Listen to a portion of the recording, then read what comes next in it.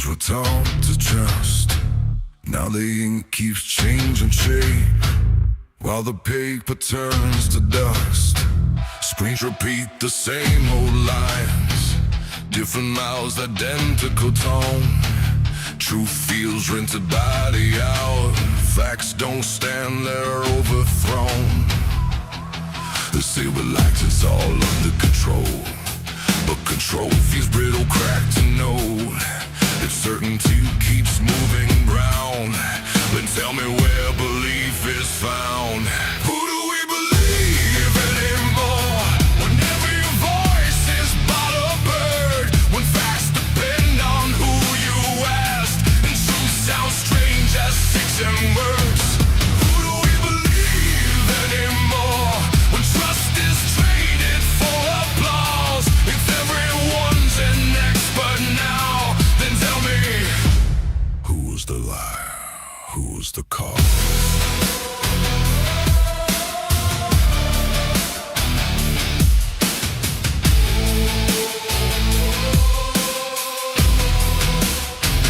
Institutions built on stone now sound hollow when they speak.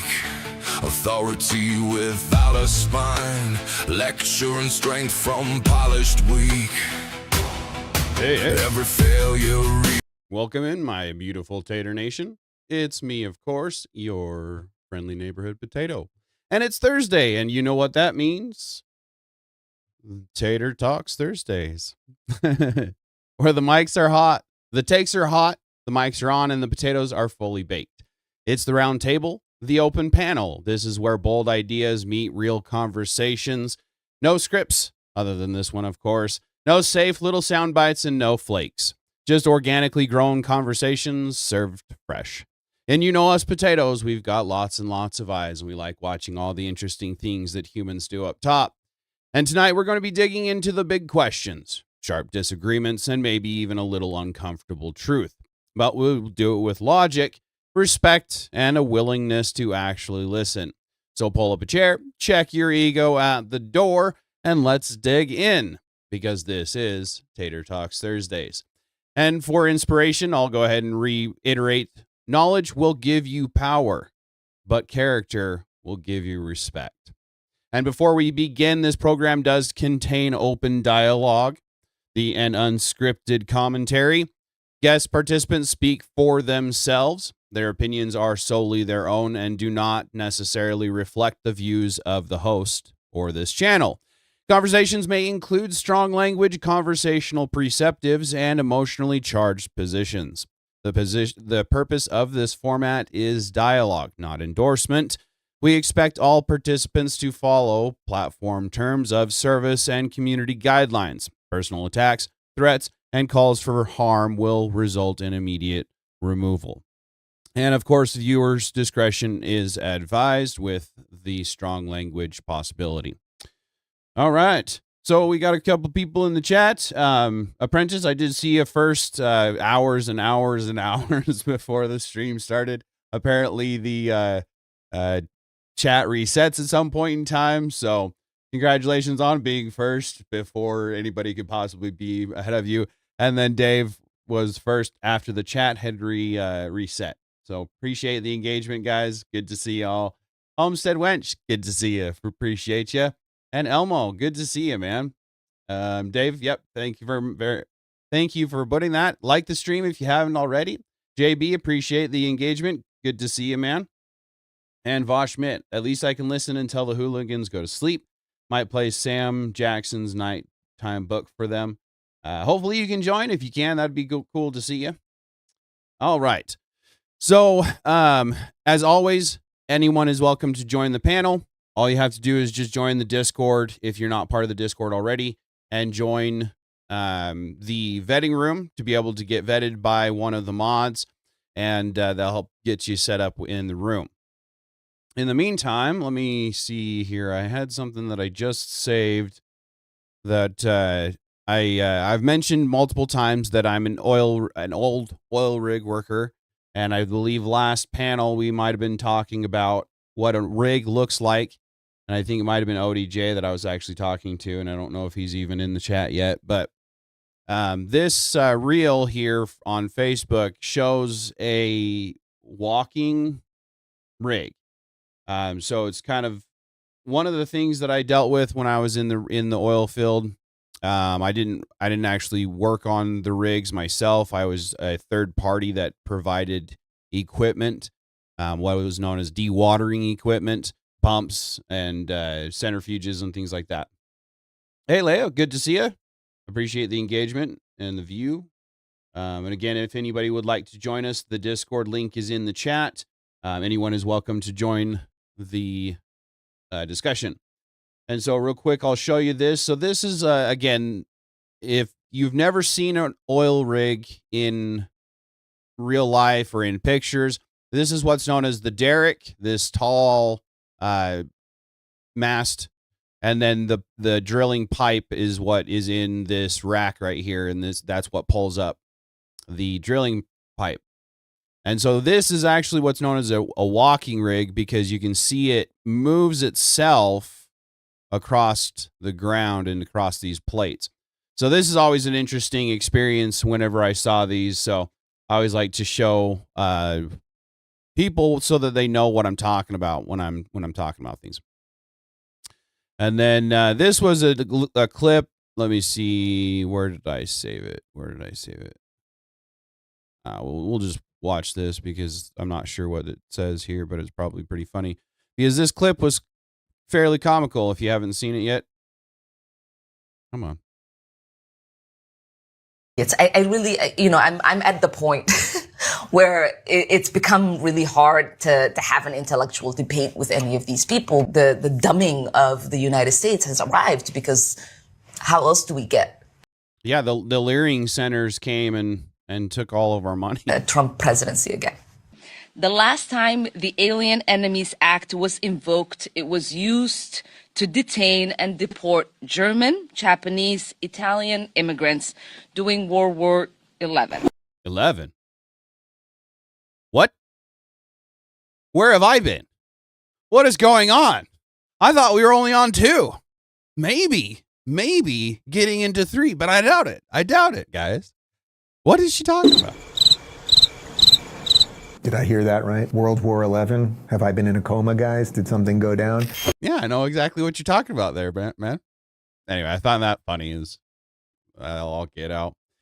Let's see. This is actually hilarious. I will not lie. This is comical here. Let me see if I can pull it up here. Or you can drive an electric car. Shut up. You can either go to jail for a year, or you can drive an electric car the rest of your life. Which one you choosing? Jail. Ain't no question, no hesitation to the guy. Just jail. I'm going to jail. Heck yeah, I'm not. I like my gassers, man. And that's why. They sound awful gnarly when they sound good. All right, let me see if there's anybody in the Discord here. And again, if anybody wants to join, they're welcome to join the Discord and join the discussion. You just have to be vetted first. All right, so I do have somebody in the panel, so we'll go ahead and hop in and get started the discussion. Fairly excited for the prompts tonight. And as always, if there's some prompts that somebody wants to talk about that's not on the list, I am willing to expand out from the list. Let me get into the Discord. Hey, Homestead, can you hear me? I can. All right, perfect. You ready? Yep. All right. So let's see. Do you have welcome in, Homestead? Appreciate you starting the panel off. Do you have any subjects that you would like to talk about to start out with? I'm just trying to mute my TV. Hold on. You're okay. And for the people that are viewing, so you know what we're going to be talking about, the prompts that I've listed today are going to be the NAP, which is non-aggression principle versus Christianity principle, basically. That one is brought to me by someone, so I may not be addressing that one tonight unless they can join the panel. And then, is it possible in Western society to destigmatize multi-generational homes? Should we? Are we losing something by banishing our ancestors to the retirement homes, or are they no longer needed with the internet? Are they even capable of being that resource anymore with the way our mental health seems to be slipping more generally in elder years? The next one is going to be parental rights versus state authority in education. Who should decide what children learn? Parents, schools, or government? The next one is going to be AI deepfakes and truth erosion. How do we protect reality when seeing can no longer be believing? The next one will be feminism, equality, or power shift. Has feminism achieved its goals or gone beyond them? And the last one is during Obama's administration, he dismantled the remainder of the quote unquote Confederacy by means of removing the the statues of history, as well as agreeing that the flag is considered strictly racist and oppressive toward a particular race. And should presidents have the right to remove our history while in office? And if so, to what end? Because not repeating history requires remember history and its lessons. All right, Homestead, you ready? Yeah, I'm just gonna let you take the lead. Okay, no worries. Is there anything that you would like to discuss to start out with? I'm not gonna lie, I'm kind of squirreling out over here. So Okay, again, no I'm just gonna worries. let you take the lead. Okay, no worries. All right. So again, if anybody would like to join the panel, anybody is welcome to join at any time. So let's see. So we'll start AI deepfakes and truth erosion. How do we protect reality when seeing is no longer believing? That's something that I've been kind of curious because the growth of AI is getting exponential. There's getting to be more and more of reality in what we see as AI, or AI in what we see as in reality, whatever. And so it's getting harder and harder to be able to tell unless you're trained, and there aren't very many people that are care to be trained in it anymore. They just care to live their lives however they care to live them and go about in their what's it called? Their bliss, if you will, right? So how do we get to that point? Well, as far as I'm concerned, we're going to need to basically put restrictions on it to a certain extent. There have been multiple AI inventors, main people in inventing it, that have basically come out and said it's not necessarily the way we want to be taking things. So we need to be either doing some kind of a watermark on all AI or something along those lines so that people can see when it is actually AI and when it's reality. And again, if anybody would like to join the panel, feel free to join up at any time. We're always welcome for anybody to join up. Let's see. So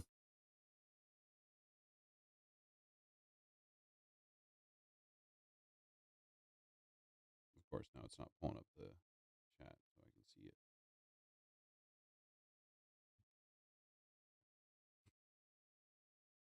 It's gonna be a long night, guys.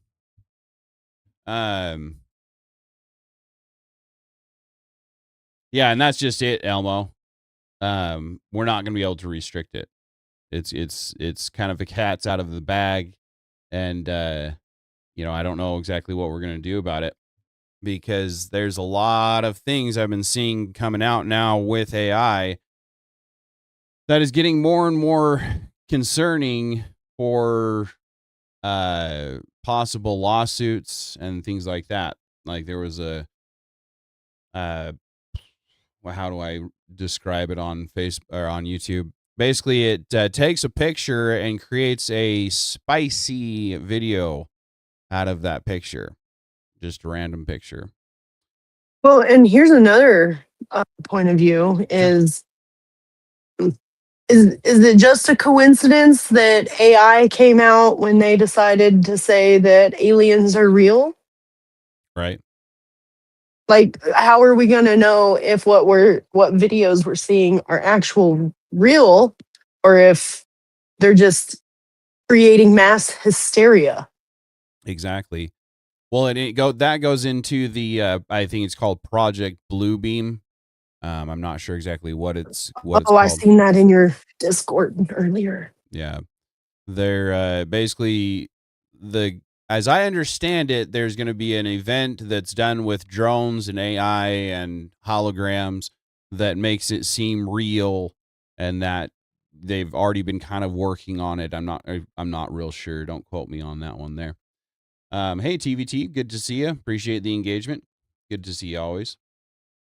So I'm not sure exactly what we're going to be able to do about AI, because with the data centers that are rapidly increasing, and I've been doing a deep dive into that and what they could potentially mean to the economy and the ecosystem in general, but I won't necessarily dive into that tonight per se. But with the growing need for quote unquote need for it, we don't need it, but everybody seems to want it so badly that it's become a quote unquote need. And so now it's Well, we use AI all the time and don't even realize it. All your banking information, anytime you're on Facebook, the algorithm, that's all done with AI. yeah. Oh yeah.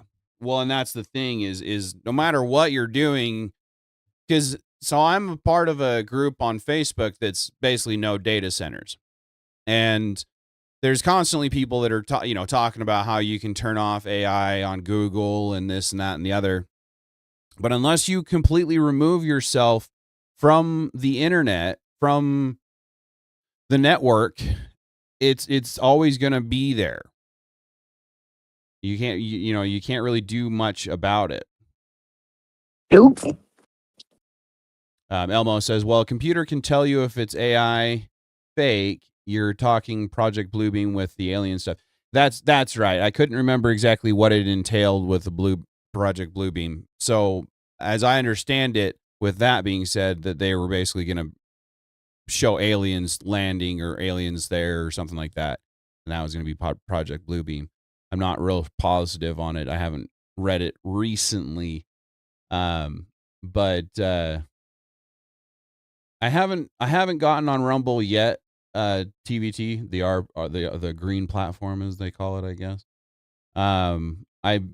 My internet can barely stand the one stream, I guess. I don't know. So I haven't really tried to get onto the other platforms yet, but that's the ultimate goal, I guess. Let's see. Elmo says, well, it's a tool, but just like any other tool, you can use it for good or bad. With a hammer, you can build a house or delete someone. Yeah. And that's just it is. Yeah. Not while Trump is president. That ain't happening. TBT. Elmo, when they did the Michael Jackson holograms, I do actually kind of remember that now that you mentioned that. Yeah, holograms have been around for a while, and so the technology has been advancing and getting better. And it'll be not long before it's indistinguishable from basically reality, essentially. But are we living in a simulation? Are we living in a simulation? I wouldn't say we Yeah. are. I wouldn't say we are. But there are some people out there that believe we are, I guess. Let's see, when are they going? Live in 20 minutes? Oh, man. Apparently, Rattlesnake TV is going live here in shortly, too, so. Yeah, and then there's another one gonna pop up at 7:30. Oh, really?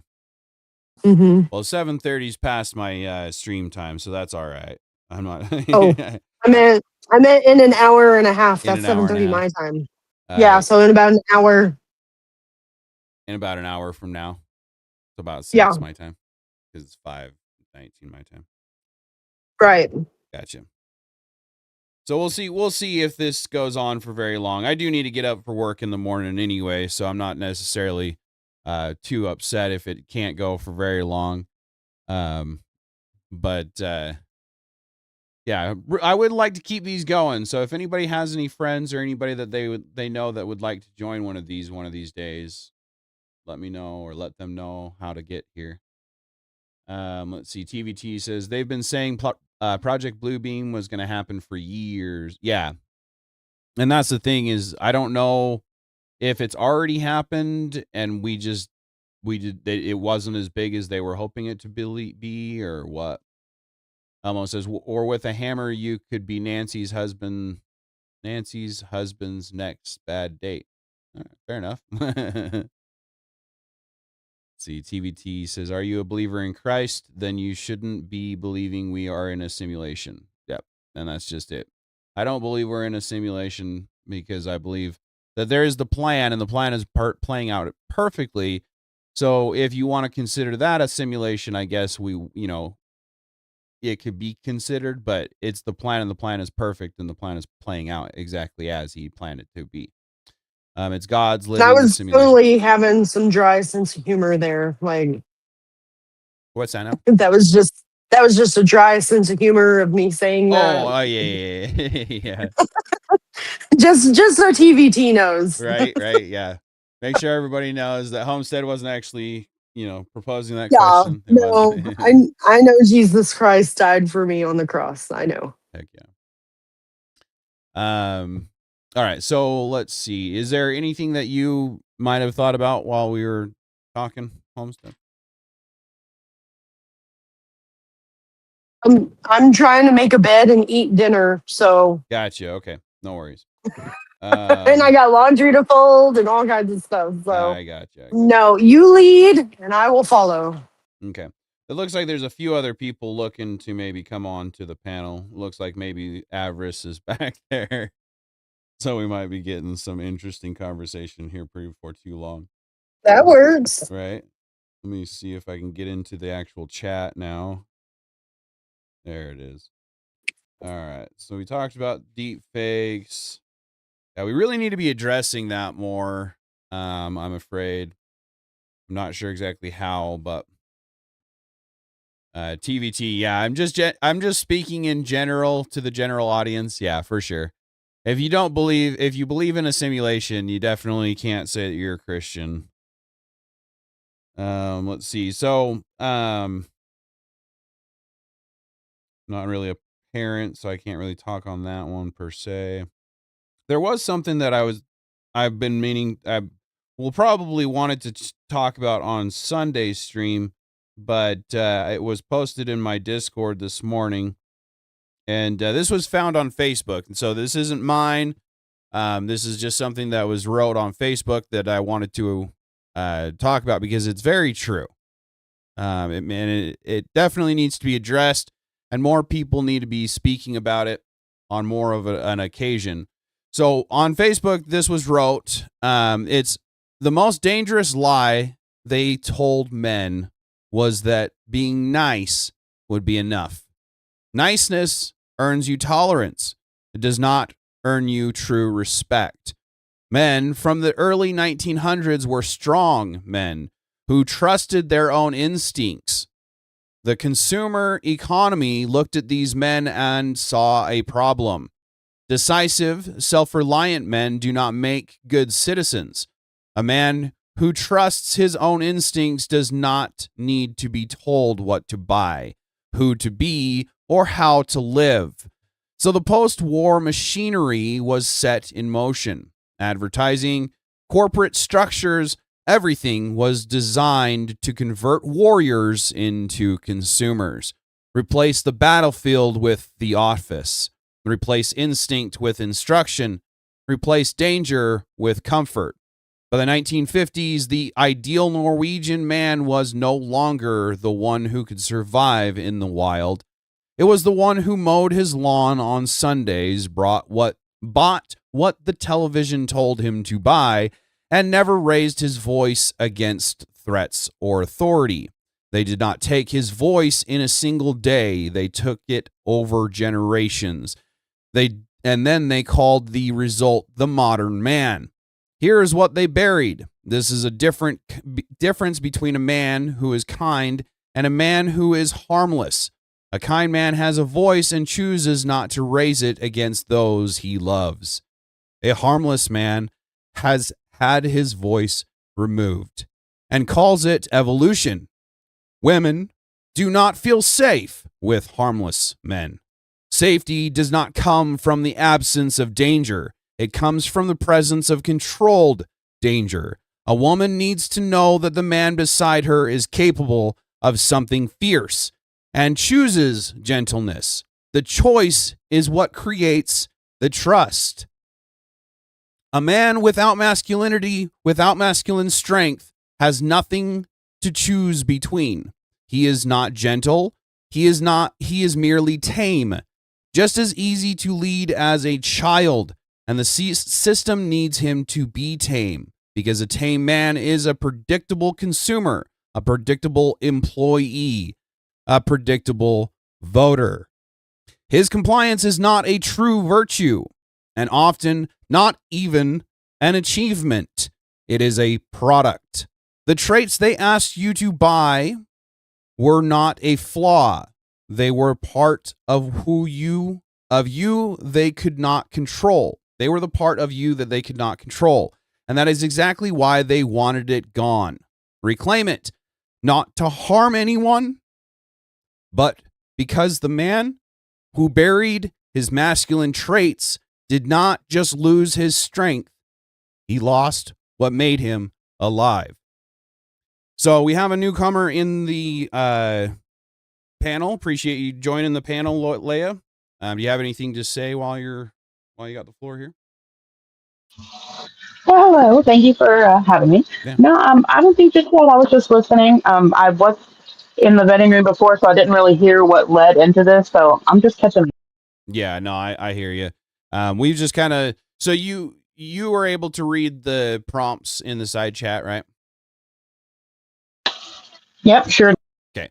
Is there anything that you have any talking points that you'd like to start with? Are you able to talk? Oh, sure. I have plenty of thoughts. If you could just give me like 5 minutes, I could definitely break something down for you. Okay, no worries. While we're waiting, so Vosh Mitt says Blue Beam wasn't just aliens; it also supposedly supposed to project religious visions, depending on what they believe. Atheists get the aliens. Oh, that's interesting. But there's always been demons, and they've been exorcising demons for millennia. So Right. that one's difficult for me. Project Bluebeam. Just the them trying to claim that the religious visions, like, surely I'm sure they're going to use it and project it and make it seem like it's something that it's not. But what I'm saying is that there's always been demons. Like, the Catholics and the Orthodox have been exorcising demons for millennia. Like, they have a whole process. Right. Yeah. Well, and I think I might have mentioned it on a panel before. I don't personally believe in aliens. I just believe that they're demons. Whether they I agree with that. Whether they, depict themselves as an alien form to gain access or what. But anyway, let's see. TVT says Jubilee did a Jesus versus 20 atheists kind of video. It was kind of cool. Was it Jubilee? I saw it and I meant to watch it and I've been too busy. I want to check it out. I think it might have been a parody because there's a bunch of people that do parodies of the Jubilees. There was one with Frieza, I think, and the Dragon Ball Z crew, and that was freaking hilarious. I don't think it was Jubilee, so I'm kind of tempted to cover some of those on one of my streams sometime because they are freaking good. Some of them are hilarious. Some of them are better than the actual debates on Jubilee, to be completely honest. Well, I do know that they did a 20 Christians versus 1 atheist because Not So Erudite was on that one. Oh, yeah. Yeah, I would love to be able to actually cover more of Jubilee, because Jubilee has some good debates. And don't get me wrong, like there's been some good surrounded, but they're so copyright. Like they hit you hard, from what I understand, for sure. Hey, sup, Grid One? Appreciate the engagement, man. Good to see you. And if you don't know, Grid One has his own channel as well, so check his channel out. Jubilee bores me, he says. That's fair. That's fair. I haven't watched very many of them. I won't lie. Like the ones I've watched have been good, but it's because I've had somebody refer me to them, and so I knew it was going to be a decent one before I even started. So makes sense. But there was a couple of, like, with Charlie, he did a good job on them. I think Andrew was on there once or twice. I don't think he was in the hot seat, though, now that I think about it. I can't remember for sure. Let's see, Klondike Elmo says, I don't believe aliens visit Earth or can visit us. There might be a microorganism on some planet somewhere, but they aren't visiting us, too far away. And that's fair enough. It's one theory for sure. They say that there's a microorganism that they've found out in space that can survive the vacuum of space. So it's possible, I guess. But I don't know. The Bible says that the firmament is firmly in place, and that's kind of what I go by. So, yeah, Grid One, we're glad we can make it for sure. Appreciate that, Apprentice. And of course, anybody's welcome to join the panel. Anybody that we can get to push back on us too, for sure, is going to be beneficial. Oh, okay, Grid One. Yeah, Andrew did one, and Glenn has done a couple. Glenn, low tier BS. Fair enough. Glenn, I'm not sure who that is. Glenn, does anybody on the panel know? Glenn? No, I Nope. Okay, no worries. All right, so let's see, Leia, are you available yet? just a few moments. I'm frying some bacon. If you can hear the sizzling. I can hear the sizzling, yeah. Oh, Glenn Lawrence. Duh. I was gonna say that, but I don't like assuming, because we all know what assuming does. Yeah, Grid One. Anytime that you're ready, if I'm still streaming, obviously. If I'm not, then no worries. But let's see. Alter, good to see you. Appreciate the engagement. I might join at some point.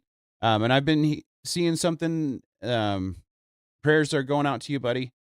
Don't know exactly what, but I just wanted to shout that out while I had you. JB, water bears can survive space. Water bears? Water bears. Interesting. Appreciate the engagement, JB. Hey, Bandit. Good to see you. Know what? Chicken butt. Apprentice chicken butt. That's funny. Anyway. Sorry, ladies. So let's see. You apologize, and I've raised 3 boys. Okay, you think chicken butt is the worst you got? It wasn't necessarily apologizing about that. It was more of just like, I've been ignoring you. I'm not like trying to ignore you, obviously. Let's see. Yeah, I like the open I'm also panels. trying to scarf food down, so I don't blame you. I'll be doing that as soon as the stream ends. So I like the open panels because it doesn't make me get ready anything ready. So on the days that I have full day of work and I'm having to push myself to get off in time to get here, I don't have to prepare anything. But then if I don't have anybody come onto the panel and I don't have any pushback, it's like, oh, this is fun. And I appreciate that's you, ladies. understandable. Just so you know, I appreciate you, ladies. I appreciate anybody that ever comes onto my panels. Bandit, the topics, let's see. So they are in the vetting room if you want to hop in the vetting room with the mods. But yeah, it's a decent length of list on this one, so I won't necessarily relist them. But yeah, if you want to check those out, hop in there and you can I'm sure Dave has put them in the side chat in there too. I was really hoping Vosh could come on at some point to do the non-aggression principle versus Christianity, because that one's really interesting. Yeah, I'm hoping that he gets his kids to bed and can be able to join us. But if he can't, no hard feelings, of course. We'll readdress it another day if we need to. Of course, as always, we may go over these topics as we go along, because there's only so many topics in the world, I'm sure. But I've been pretty good about coming up with decent ones. I completely agree. Appreciate that. Welcome in, Vexen. Appreciate you joining the panel, buddy. How are you?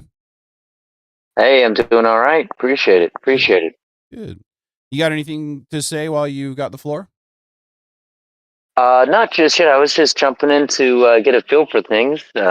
Is it alright if I turn my camera on, or should I keep that off? I don't really know on this. That's fully up to you. We actually encourage the camera if you want to, but we don't expect it. Because I don't mind at all. Yeah, it's just a discussion. Can I get the perms to do it? Oh, the perms, yeah. Let me figure that out. Not sure why you weren't given them. Appreciate it. I'm gonna mute myself for just a moment, but I'll be back in just a second. No worries. All right, so let's see. What do I have for topics?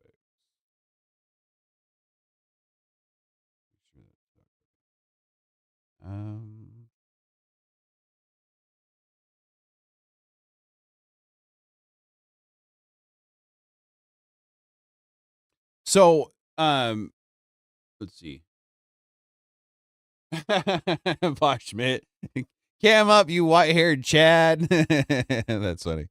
Nice. Good to see you. All right. Appreciate the engagement, Vosh. Hope you can join us if you can. All right. Let's see. Bandit says, I need 15 to 20 minutes to eat as well. Yeah, no worries. I might end up eating in the middle of it too. We'll see if they get done with dinner.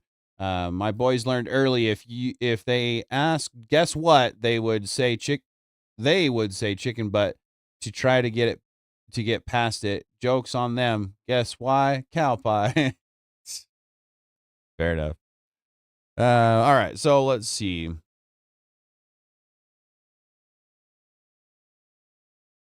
So I am kind of curious if anybody has anything on this topic, and of course, if you're too busy, that's fine.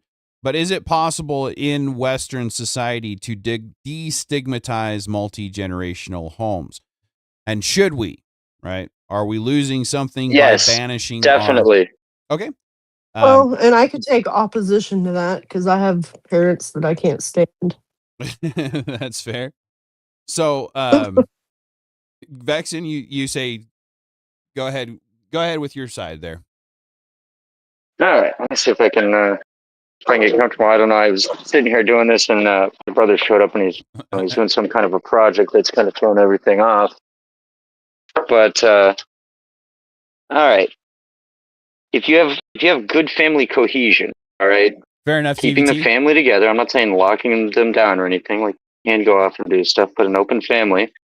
In terms of opportunities and starting businesses, if people are on the same page, it does increase the likelihood of something like that succeeding, because there's sacrifices in putting together a business that's successful. Unless you're just some kind of super genius and you're like, well, I invented the new paperclip or something crazy like that. Maybe even with that, we can have that family teamwork, all working together on the success there, you know.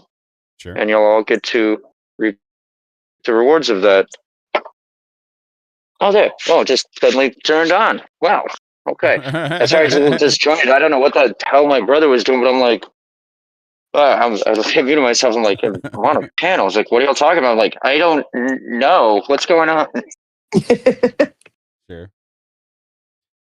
So Homestead, you said that you have family that you can't stand. What do you have to say on it? Well, if you come from a family that is not healthy, living with your mother who there's no way I could live with my mother. No, no stinking way. We would end up on Channel 6 News. That's fair. Like, I Is it love because you her. would set up like a cool, entertaining show? No, I'm just I mean, it would be a show, okay, and there'd be some fireworks happening. But, like, okay, so my mom is not the nicest woman unless we're in front of people. Mm. Then she's Oh. nice. And then, like, so the very last thing that I allowed her to say to me, and it was through a text message, it was in the middle of the night, out of nowhere, unprompted. I hadn't talked to her in a couple of days. And she just sent me a text message that said, "You need to be careful or you're going to end up as ugly on the outside as you are on the inside." Wow. Mm. This was in 2021 after this everybody had opened back up, you know. And I don't know. I got 4 kids and I was trying to let her come see them and get to know them. Like, I was trying to do everything you're supposed to do. But at some point, your own I'd agree with mental that, JB. health, like, it does something to you when your mother doesn't even like you. You know what I mean? Oh, Yeah, yeah. well, that's Unhealthy funny. connections, that pathologically affect all parties involved, especially when you have a particular individual dealing with, like, I know people say the term narcissism is thrown around too much, but for simplicity's sake, let's say somebody with narcissism and weird, like mastermind tendencies, where they're trying to puppeteer Well, you're everyone, welcome to join, Dave, if you want. And that is, she has that. Like, I'm sure we can probably get. Yeah. she's rough. She's rough to be around. And I love her because she's my mother. And there are some memories I have that are good and I hold on to them. But I don't think we're going to make anymore. And if Yeah. something was to happen, like, and something almost did happen to her. So she Mm. was working at Home Depot, and for some reason, she was up on top of a stack of pallets and she fell. And when she fell, she had a bone spur or something in her neck. And when she fell, it dislodged. So every time she was moving her head, this piece of bone was cutting her spinal cord. Oh my God. What the? So it was Jeez. nuts. Okay. Like, it was nuts. And she almost had to come live with me. And that was one of, I was in, and this was before he did all that, So That's good, I was JB. hoping it would help her sober up, What I want to try but to it do for did my not. kids. She only So went deeper alcoholism was Hey, a in. Blood part of Love it. Rose, good to see you, buddy. Oh, she's very much an Mm. addict. She's Oh, been that's very unfortunate. using a spirit knife, shall we say, since I was 14. Well, if I may, I think that actually, this is going to sound strange.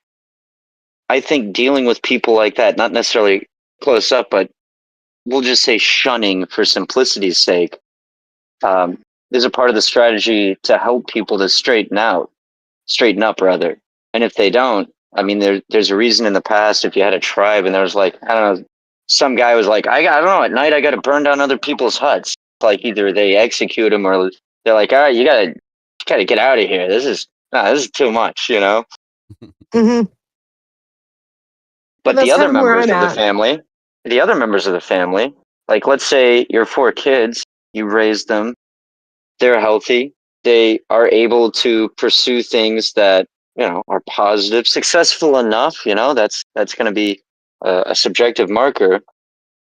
And they're working with each other and with you, and they have their own families, because now 4 kids, let's say now you've got 4 families, they're all working together because they were raised right, and there's a family business, and hopefully nobody gets a chip on their shoulder because they're like, well, I should be getting more of the pie, because that's usually what happens. It's very tragic. They would have a higher chance of success, and maybe if your mom, and maybe she was, I can't say for sure, but if she was brought up in a higher cohesion sort of family, perhaps without the negative qualities that she came across, it could have helped to correct the addictive personality before it got out of hand. She's too much of a narcissist for that to have happened, hon. Even narcissists have switches in lovers, but I'm talking about like her folks, her parents, and I don't know Well, obviously about what their health so is mentally. both sides of my family, deep, deep Mhm. addiction from Yeah. generations prior to. So I'm one of the first to break it, and unfortunately, my first two kids were not Mhm. brought up in the healthiest way. My last two kids here, I'm doing better about. So I'm just trying to fix generational trauma. That way, hopefully, maybe one of my kids will want to take care of me when my husband dies. Because Hey, that's Pharmacat, good to see you. I'm a Appreciate stay-at-home the mom. engagement. I have nothing to Hope you're offer doing except well. I know how to I haven't fold your seen you in clothes a and cook bit. your food. It's good to see you. Well, that's important. Like people, I think both value that and devalue that. And what I mean to say is, it's kind of nice to have. It's not everything, but at the same time, it's like, the family unit. A lot of people have said is the closest thing to it when it's working right, quasi-functional communism that you can get. And this isn't an argument for communism. I'm just saying that in smaller groups, you can kind of delegate things to people based on what they're capable of doing, and it's blood, which I don't know. I think a lot of people at least want that to mean something, even if in their family it doesn't. But I could be wrong there. I'm not everybody. No, I think you're right on that. Well, we won one I over. do want I do want a society where the where we take in our parents when they're too Hey, old to care Pumpkinhead, for good to see themselves. you, I man. do want that. I'm It's saying good that to I take care think of our family. society is so disconnected from Christ that it is to the point where I don't know if that is an option anymore. Because there's only like 43% of, and I'm probably wrong on the percentage, but That's right. Just do as best you can. From what you it's know, like 43%. Fair enough. less than half of the adults are married with children. Yeah. So that Well, is I a mean, there's a complete family crisis. breakdown. It is. So it's a complete breakdown of what of us taking care of our parents. How do we take care of our parents when we can't even take care of ourselves? Yeah. Well, and then go back to that. You can't take care of yourselves, and because of the atomized, overly independent mindset that has, I think the right term, like percolated throughout society, whether artificially or otherwise. Um, it's like when the parents see their Gamer. kids struggle, they'll be like, "Well, that's good. You gotta struggle." And it's like, yeah, we need some hardships to grow from, but like, if life's just like totally crushing you, it's kind of nice if there's a kind hand to be like, "All right, like, here, come here, come here. We're gonna try to get you But that's supposed to be back on the Christ, is path." that kind hand, is Well, Christ. no, I know, I agree with you there, but I think that if in terms of the Christianity, right? Um, Right. I second I that, think that, apprentice. yeah, I would prefer them to be Christian, you know, families. But at the same time, if we can just get people to have higher cohesion, honestly, I think more people have turned to Christ. And I've seen kind of a revival going on lately in the younger generations in terms of Christianity and um, aiming for like families that stay together. Now, their success long term, I don't know, because they're kind of they're trying to basically build a tool set that a lot of them weren't given. So, Thank you, apprentice.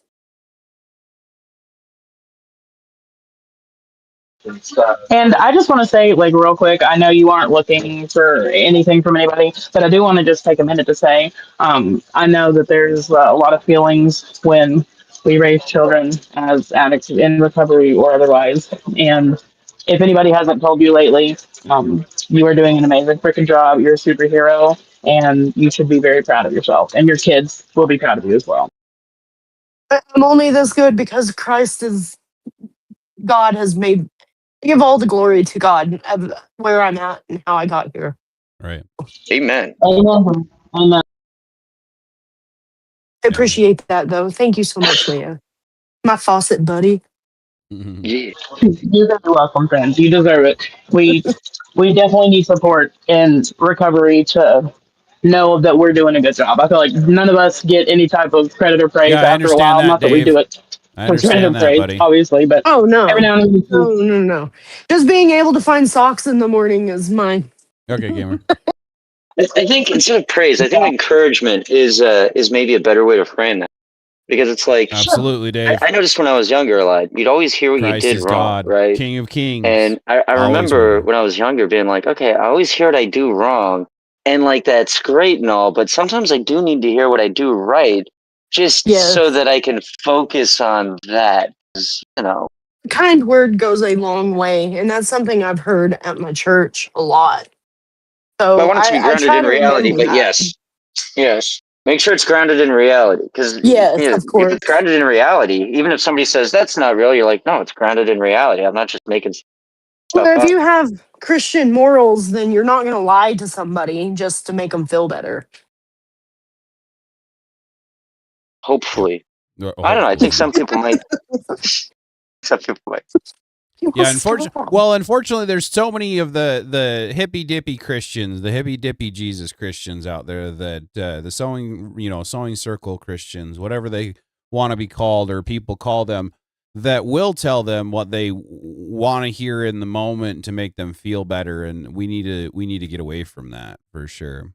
Yeah, that's called feminism. That's true too. Yeah. But didn't you hear everybody's equal? And like, I've been watching these movies, and like, actually, women are stronger than men. I've seen it. They I've just seen throw it. them around. It's crazy. I'm That's funny. wholeheartedly going to disagree with you, hon. Well, that sounds like bigotries to me. So we'll be mailing you your coupon. If you Bigger get 10 of those, trees? you Who's got can bigger turn them in. trees? You can trade in your 10 bigotry coupons for a racism's coupon. Oh, I here we don't know go how far again. this goes, but That's funny. I Apprentice. just know these people are very invested. That was very fun. All right, so we kind of got off the actual topic. JB says, "I'm lost. What are we talking about? Junkie parents, bad upbringing. What's going on?" and then The welcome in, norm for gamer. now. What's that? Homestead. That is the new norm. That is the new norm. Yeah, pretty much. I hope not. Okay, so welcome in, gamer. I appreciate you joining the panel. And I know that you don't necessarily have anything to talk on that particular topic. So is there a topic that you would like to talk on? Which ones have we talked on? It doesn't really matter. We can readdress something if you have something to say on it. We can readdress it. All right, let's just move forward then. Okay, I guess. fair enough. Yeah. So let's see. So we have talked about. Let's see. What have we talked about? Let me get back in there. So we've talked about the multi-generational home. We want Vosh Schmidt included in the NAP. Hopefully he can be. Let's see. So parental rights versus state authority in education. Who should decide what children learn? Parents, schools, or the government? Obviously, our commie overlords know what's best for us. They should have an absolute iron fist over all decisions, especially Can when I it comes see a down to copy of sexual your assignment surgery. $7,000 check? Tickling hammer. What was that, Holmes? Hey, said? I mean, sorry. Hold on. Holmes said you tried to say something. What was that? I was just joking around. I was like, I want to see a copy of your $7,000 check. Yeah, exactly. Yeah. Look, this is my application. Okay, look. Okay. Oh God, I've said too much. Wait. Will the commie overlords let me play War Thunder all day? No. You see that right there? That you see, like this is focusing on what really matters to some people. Yeah, that's a good question. They might. And I salute you for it, Dave. Honestly, Not that that's important, it's though. a good thing to have. it's really important. One thing, and I've had this discussion with other conservatives Well, we that might readdress tend it, to Dave, disagree so that with you can be me a part and of it have if all you sorts want of to feelings later. about it. But I do think one thing that's important when we discuss like homeschooling, for instance, is standards and some type of check-in.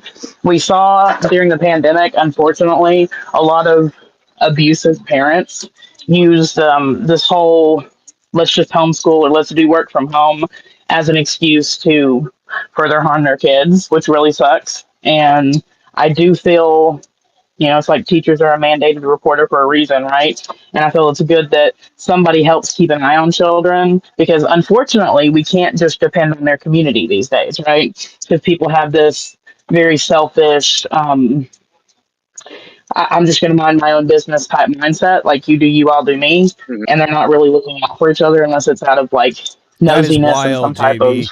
profit. Drama filled BS. I Right. think that's a good point. Is like That is when crazy. some of the people when they were able to work from home, we'll start with that, right?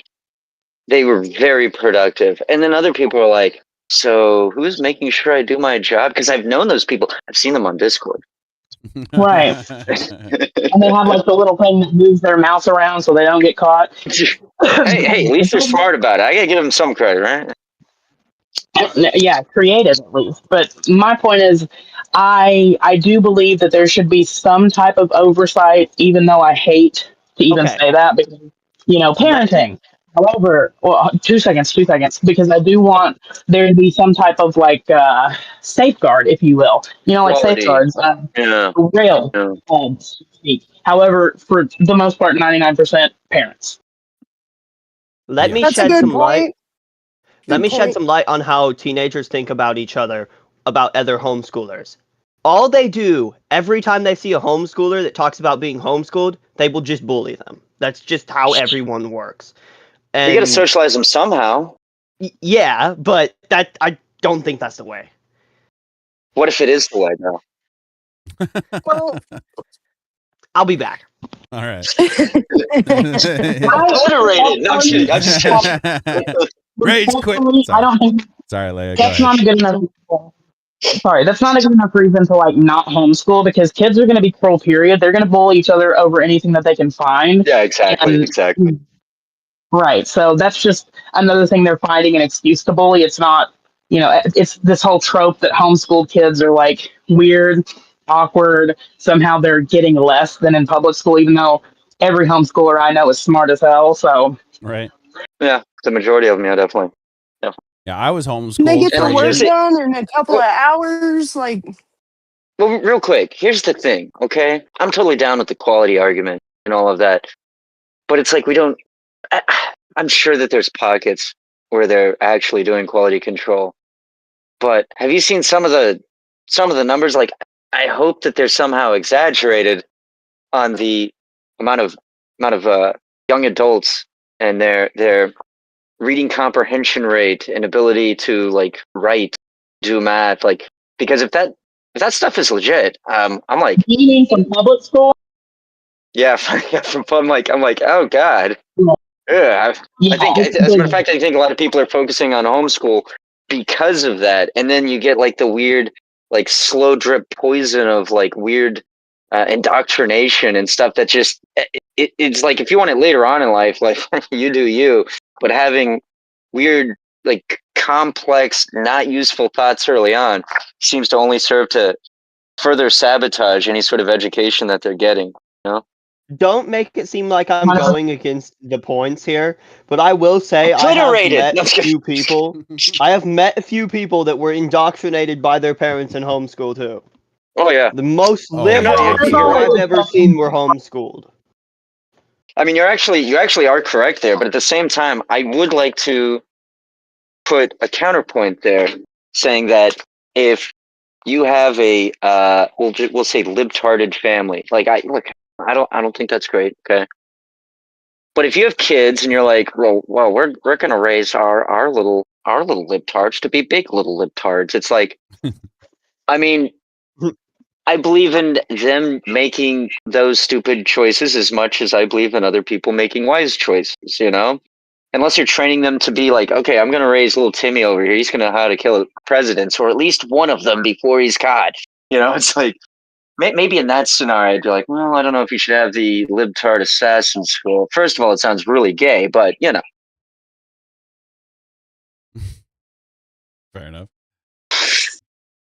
All the libtards at least slightly gay. At least slightly. But if you're slightly gay, let's be honest, more than slightly. Called bi. Right. Bye. Bye, bye, bye. Something like that. Yeah. Okay, so does anybody else have anything else to say on that topic? We can move on if we need to.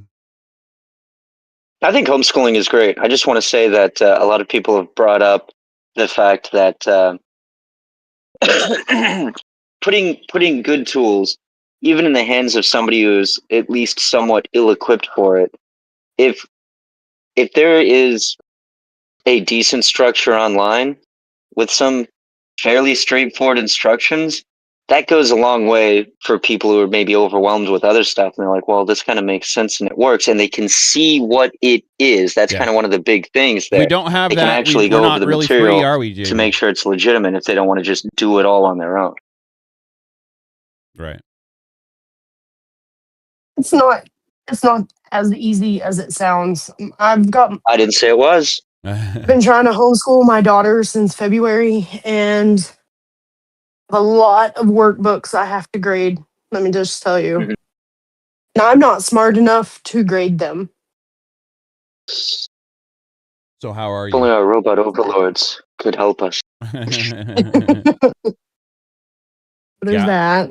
I was homeschooled for a year, and I didn't, I didn't go to any socialization during that year, but it was only a year. But I definitely saw because I'm ex-Mormon. I was born and raised Mormon, and so I went through seminary. And in my seminary class, I had a couple of other homeschooled girls that were homeschooled strictly, and they were brilliant. They were a little awkward, but they were brilliant. So there's I think it's that. healthy to be a little awkward, like the socialization, especially the type of socialization you get from public school. It's not great. It's a crapshoot. I'm not saying it's all bad, but it's not like, some 1950s, like, everybody's getting along with everyone. Yeah. It's kind of crazy these days. Yeah. Through that. Well, and it's not, again, if we have public school, you have access to all of the extracurriculars in that school without being part of the school. So you can still enroll them in Really? Sports and art and things like that. I didn't know that. Yeah. Well, and They this also have could be dependent upon homeschool. place too, but yeah, definitely has the ability to have socialization. Sorry, Homestead, go ahead. That's interesting. I did not. Oh, know I didn't mean to Yeah, cut you off. that actually is very interesting. Yeah. I was just going to Positive back you up and say supremacy. they have homeschool sports and even so. Yeah, exactly. Yeah. So if you have access, like if public school is being funded because it's your funding going into that Tax public money, school, you would then have access to the extracurriculars associated with that school to be able to socialize. I want to say one of my family members, they homeschooled their kids, and I want to say they sent them to art and to something else possibly to get that socialization and to be able to do something, get your tax dollars worth, out of what you're paying in. Try, right? Right? Yeah. At least Honestly, try, yeah. let me speak about taxes real quick. I think none brother. of our taxes should have to go fund a school if we don't have kids going to the school. I can think see that's actually a good upsides and argument. downsides, That's but a I good still argument, think it Apprentice. would be worth it. Like, you know what? I kind of agree with you. And again, the big thing is the quality of the schooling is so bad. It's like, well, what are they taking the tax dollars for? I got some property, and they're always trying to raise the taxes. I don't know. Do they ever go down? Has anybody ever had their property taxes go down? Is it just me? I never see them go down. Right. Well, Mine went down this year. Did it? The hell did you do? What did you do? What did you like? So- You had junky cars on the property? What's the trick? You gotta tell me. Goes out and pop sort pops. of, sort of. So Sort of, she said. Greg Come on, Abbott, I'm on the scent. Sorry, Greg I'll shut up. Abbott changed the circumstances, like the maybe it was President Trump. I don't remember who it was, but one of them changed the tax bracket. So Oh. my house falls right under it. Mm. So next year I don't pay a dime because What? I'm just barely That's underneath awesome. it. Oh, wow. You Well, lucky that's kind of duck. nice.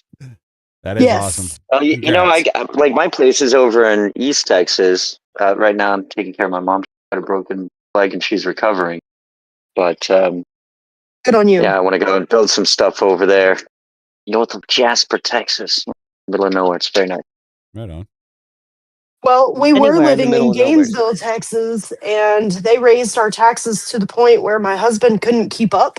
Oh. And my husband takes they do that. really good care of us. He has a set standard that he has to make for him to feel like the man of the house. He wants us at a certain living situation for him to feel like he's doing what is called on him.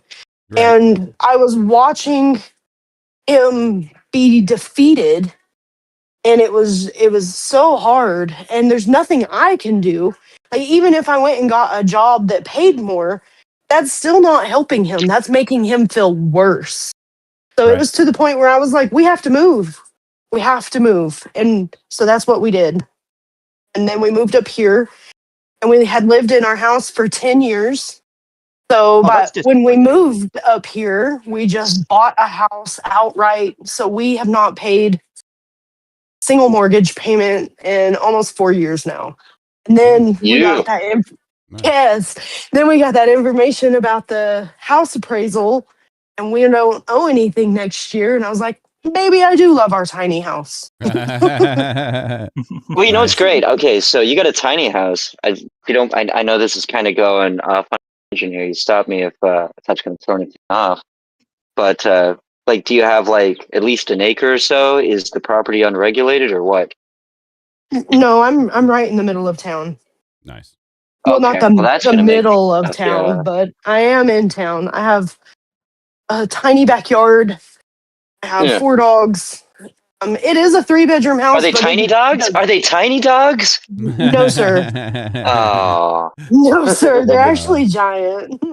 And one of them is Right. pushing 200 pounds. So Hey, Hardwired. Good oh, to see you, fucking man. really? Thank you for the engagement, buddy. yeah, Are you sure that's And not a? if you're in the Are chat, you don't sure know that's not Hardwire has his one of own them show too. Italians? I hear they can get kind of furry. no. It's not a dog, it's a horse you ride into battle. That's right. You are that's right. correct, sir. That's right. Welcome in, Bandit. Appreciate you joining the panel. What's going on? Oh, hi, How are baby. you? Got anything to say while you got the floor?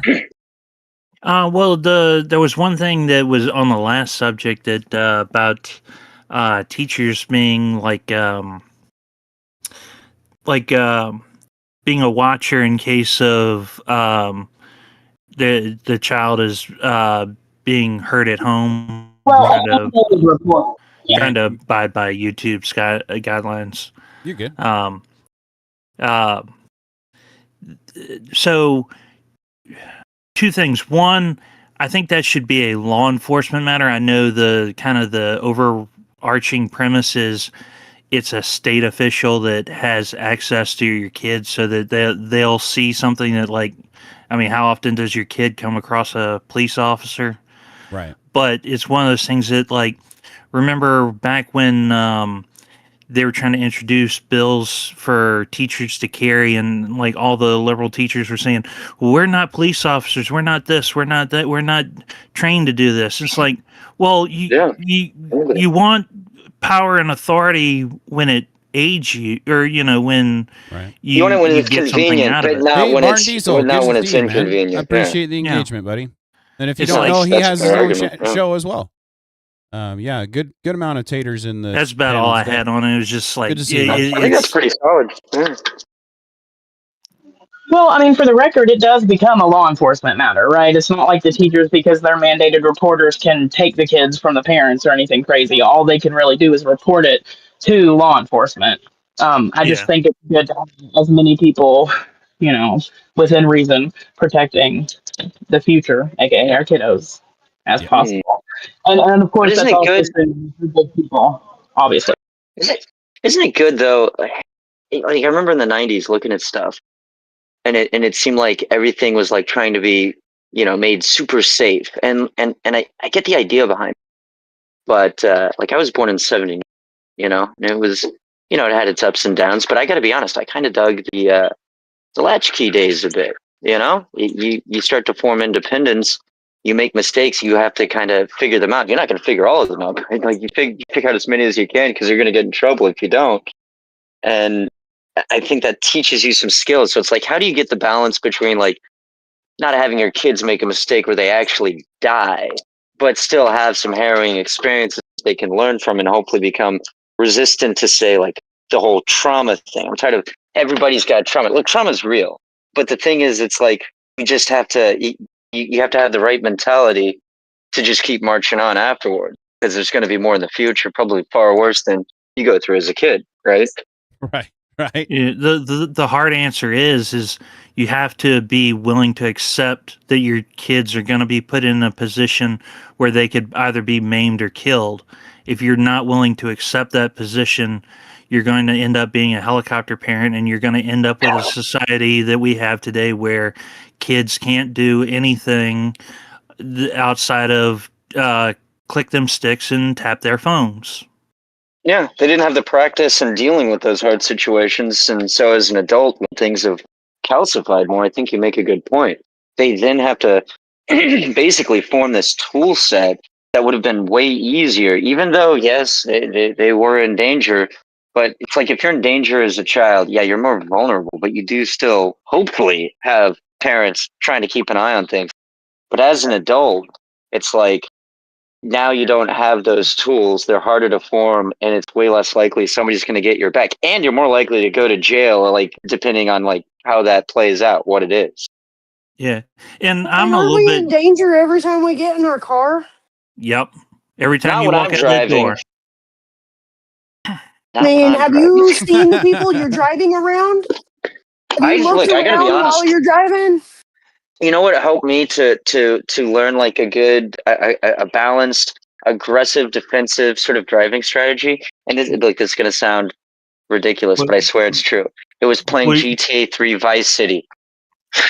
sorry, I wasn't trying to interrupt. I was just trying to get Oh, go for it, bro. a joke answer in there before you said the GTA. I Oh, was going to say, oh. did you check to see if there were women drivers around you? Well, No, look, that's on a your given. You're phone. not supposed to say it. You're not supposed to say it out loud. But anyway, No, what were we no, saying? no, I no. Say it forgot. out loud. Say it with your chest. Say it with Say your what Yes, out chest. loud? they're all I have women and they're amnesia. all I on don't their even know who I phone. am anymore. Alter, welcome into the panel, buddy. I appreciate you joining. Well, Yo. Do you have anything to say or anything that you want to address while you got the floor? I don't know. I was listening in when you guys were talking about the like the schools and homeschooling, and I was also listening in to the discussion about multi-generational homes. Okay. Which I think are like great. I think those are really good. And I would support more of those. Okay. So do you want to talk on that subject? Because I can read the prompt again if we want. Sure. Yeah. Because it's a pretty extensive prompt. It says, "Is it possible in Western society to de-stigmatize multi-generational homes? And then should we? Are we losing something by banishing our ancestors to the retirement homes? Or are they no longer needed with the internet? Are they even capable of being that resource anymore with the way our mental health seems to be slipping more and more with the generation, the elder years?" Yeah, I like the idea. I like the idea of switching out your older relatives for the internet. That's pretty funny. Sorry, keep going. Go ahead, Arthur. Yeah. What do you got? Yeah, I think like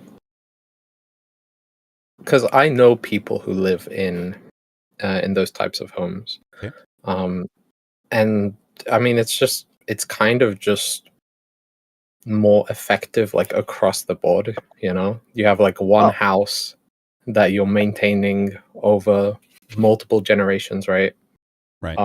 As opposed to So yeah, you know, Dave, like if you're listening and I four see families living there's in 3 4 mods separate houses, right? in the vetting room, if you want to join, you get to hop in, socialize man. more. You get to, you know, have like more of a sense of community. I think that it's good to have that choice. Can I put my point across? Yeah.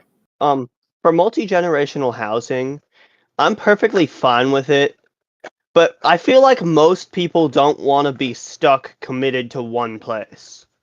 At least that's how it is It's here not in the US. prison, I'm not sure about Europe. you know. But it's the difference between it being mandatory or not. It's rather I think looking at the fact that it's not been disallowed, because you can't really disallow It's it. a societal thing.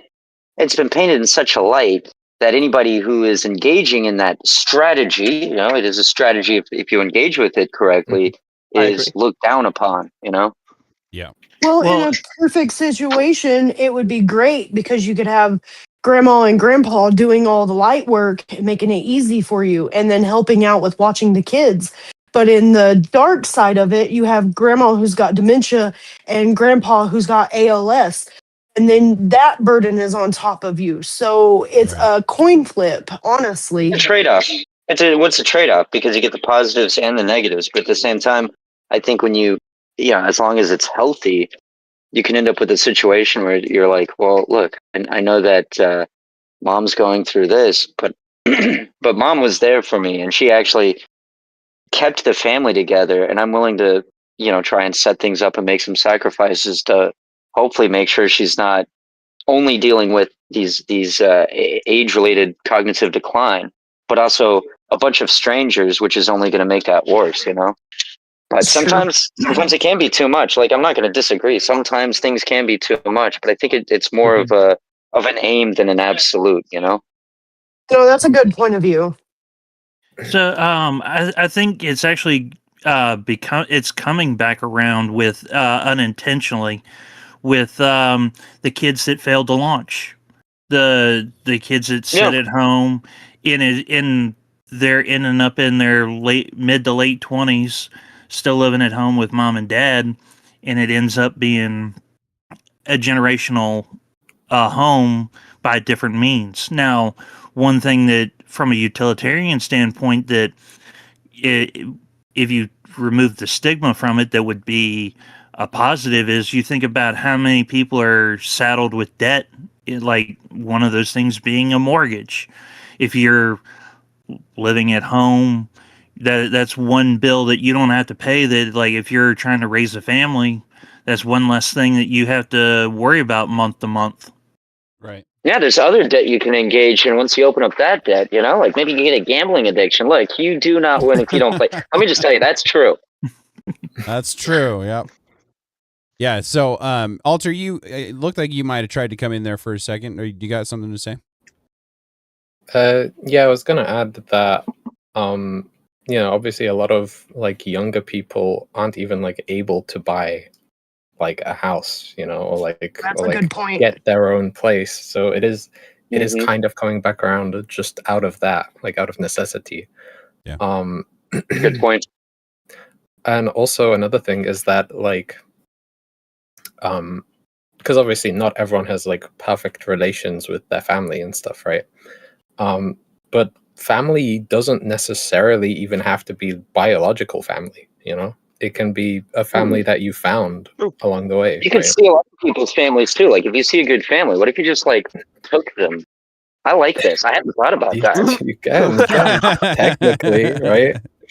I've been asking for people to adopt me all my life, and it has yet to happen. So that Dang it. is Asking. a very That's close where you went story, wrong. sir. That's where you What's that's where wrong you with gotta asking? You demand take. it. You take. Yeah. Vexen's about to I'm a start a female. reverse adoption agency. I'm I'm about to have the best female. family ever. Let me tell you guys, it's going to be great. What was that? What was that? I said I'm a female. I have to ask. I can't tell anybody what to do except for my kids. Fair enough. I think you can. And take for your take the perfect family, your perfect family. And sure, Do there'll be not people who are steal, upset, sir. but that's okay. You can't make an omelet, without breaking a few eggs. So, Vexen, what you're saying is we shouldn't be surprised if we see you at the White House, you get adopted by the Trump. Well, I don't think I'm that special, I but got the best adoption. it's the best That's they've not ever me saying seen. it. It's the president. It's the best. Is the best. That would be pretty cool. Except all the, having a target on your back, but that's because everyone's gone so damn fucking crazy. Barn, that's exactly what Yeah, I want to try there's to that. do. Is I want to try to get a But maybe bunch if of they had their land, grandma at home to smack them around and when they were everybody acting that wants crazy, to they be would there do can better. be there. True. Maybe even if grandma had dementia and was yelling at you like you were her brother and it was 30 years ago and you're like, Grandma, I didn't take the car. You don't even have a car. And she's just wailing on you. You're just confused. Like maybe that would even humble a person. I think you got to be humbled before you can really build anything. It's true. All joking aside, nothing humbles you like being cussed out for something that wasn't your fault and having to stand there and take it. Yeah. Did you hear any of my story with my mother? Right. Well, I'm just saying Hola. this. Go. I'm just saying this as someone that works retail. Yeah. Oh, yeah. I've done a little bit of that in my day too. Right. Yeah. I don't know how I avoided retail. I think it should be like mandatory, like maybe prerequisite to be able to vote. Like you have to put 2 years in working retail. Exactly. I did some warehouse work. Does warehouse work? We need to start looking out for each other. No, that doesn't For count. our own. No, you have to be face to face with a customer who wants something free. Okay. Well, I've dealt with that. That was just me helping people when I was in tech. I'd help all my friends back before I was smart enough to know that you don't tell your friends that you're technically savvy. Yeah. Like they're like, I want it free, and I'm like, why didn't you finish it yesterday? And you're like, yep.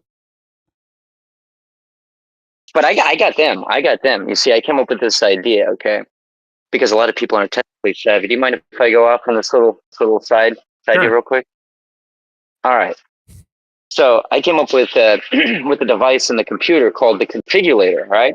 And they'd be like, well, what's that? I was like, well, it stores all of your configuration files. And you see the way everything's like, it's not working right. It's because the configurator is messed up. And so the settings are all messed up. Now, these are normally pretty expensive. They're like $250, $260, if you get the really good ones, but let's not talk about that. But because I'm in tech, I actually have a whole lot of used configurators, and I can sell you one for like 125, and it's a little bit of a crapshoot, but like if it goes out, I can throw another one at you, And I'd get people to agree to buy a configurator. I wouldn't actually sell it to them. It was a lesson. It was a comedy lesson. I would tell them when they would agree to it, I would say, no, that's not what you do. You don't know what that is. I just made that up. And like most people, they'd be like, I see what you know. That's pretty good. That's pretty good. But this one friend of mine, he must have had like some sort of vulnerable, whatever personality disorder. He was so hurt and so angry that I would trick him into buying a component that didn't exist. I mean, I wasn't going to actually sell it to him, but I guess he just felt foolish. And I was like, relax, man. It's like, I just want to make sure you don't get taken advantage of later,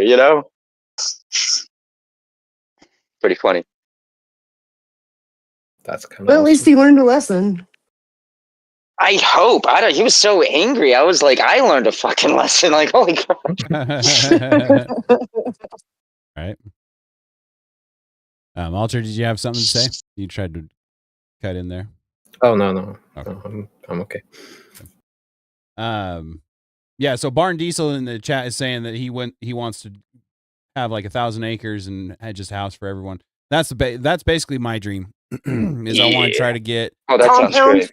As much, yeah. Basically, 1,000 acres is like a small town, Right. That'd be awesome, dude. Yeah, and I'd love to get some land and basically anybody that wants to be part of Tater Nation would be able to be part of Tater Nation kind of a thing. That's That's my ultimate goal. You better sweat though. You can't come live free. No. Yeah, exactly. Tater Nation. Exactly.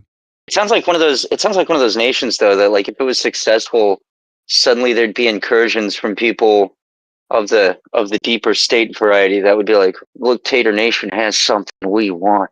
We want it now. Right. It wouldn't take long.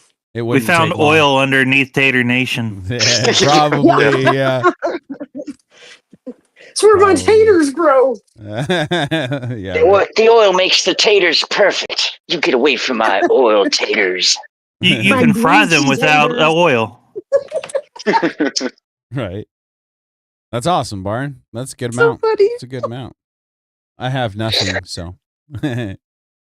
Go get my oil taters out of my cold, dead tater head. Right. So do we have anything else on that topic? I think we were on multi-generational I think we've home. trailed off. You can move it on. Right. Is there anybody on the panel that has any of the subjects that they want to speak on?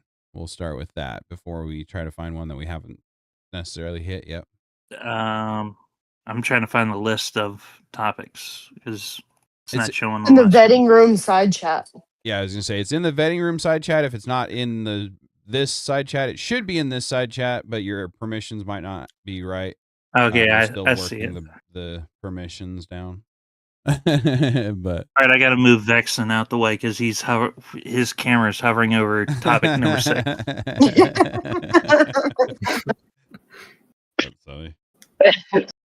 Get your cigarette He's out of my way. I'm crouching trying to over look it like a trying to troll. look.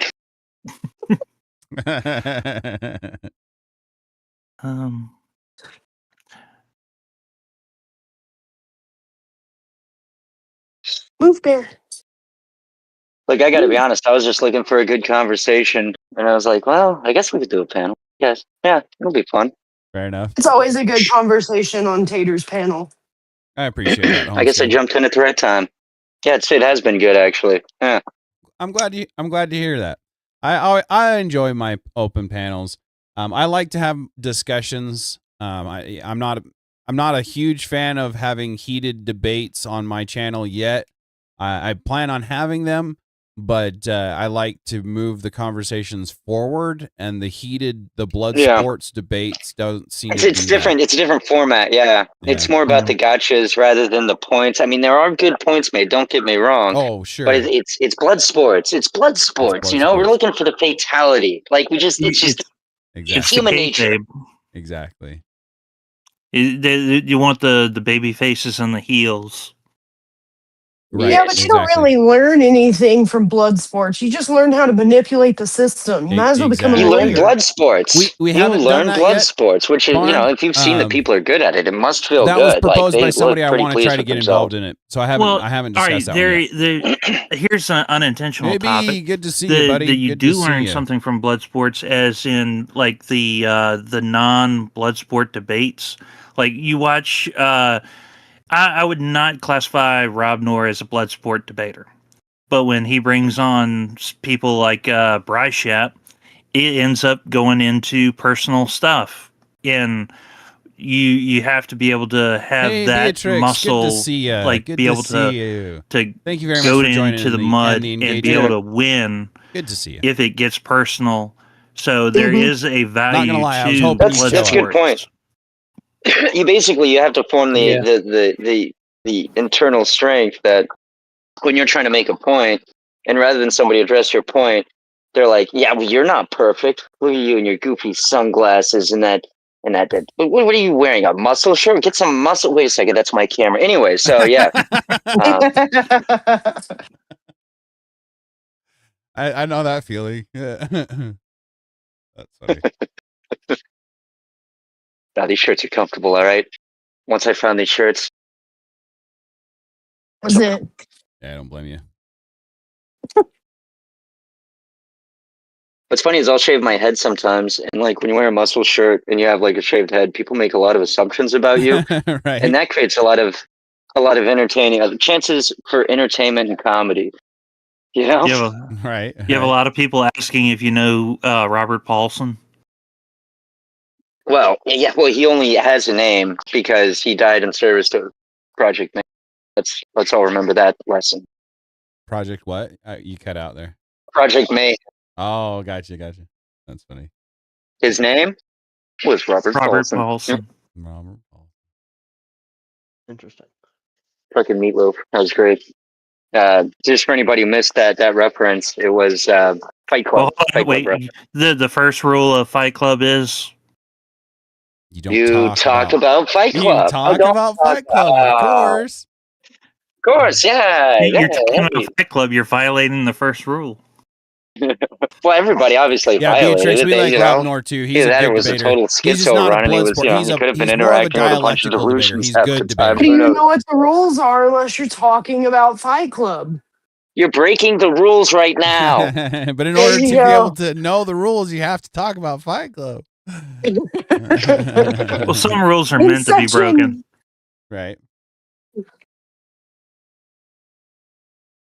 All right, so go ahead. where are we going now, huh?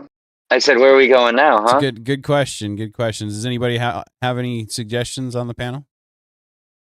I'm kind of curious about if anyone has it pulled up to on topic number 6 about where Obama dismantled the remainder of the Confederacy, meaning removing statues from history as well as agreeing that the flag is considered strictly racist and oppressive towards a particular race. Should presidents have the right to remove our history while in office? And if so, to what end? Because not repeating history requires remembering history and its lessons.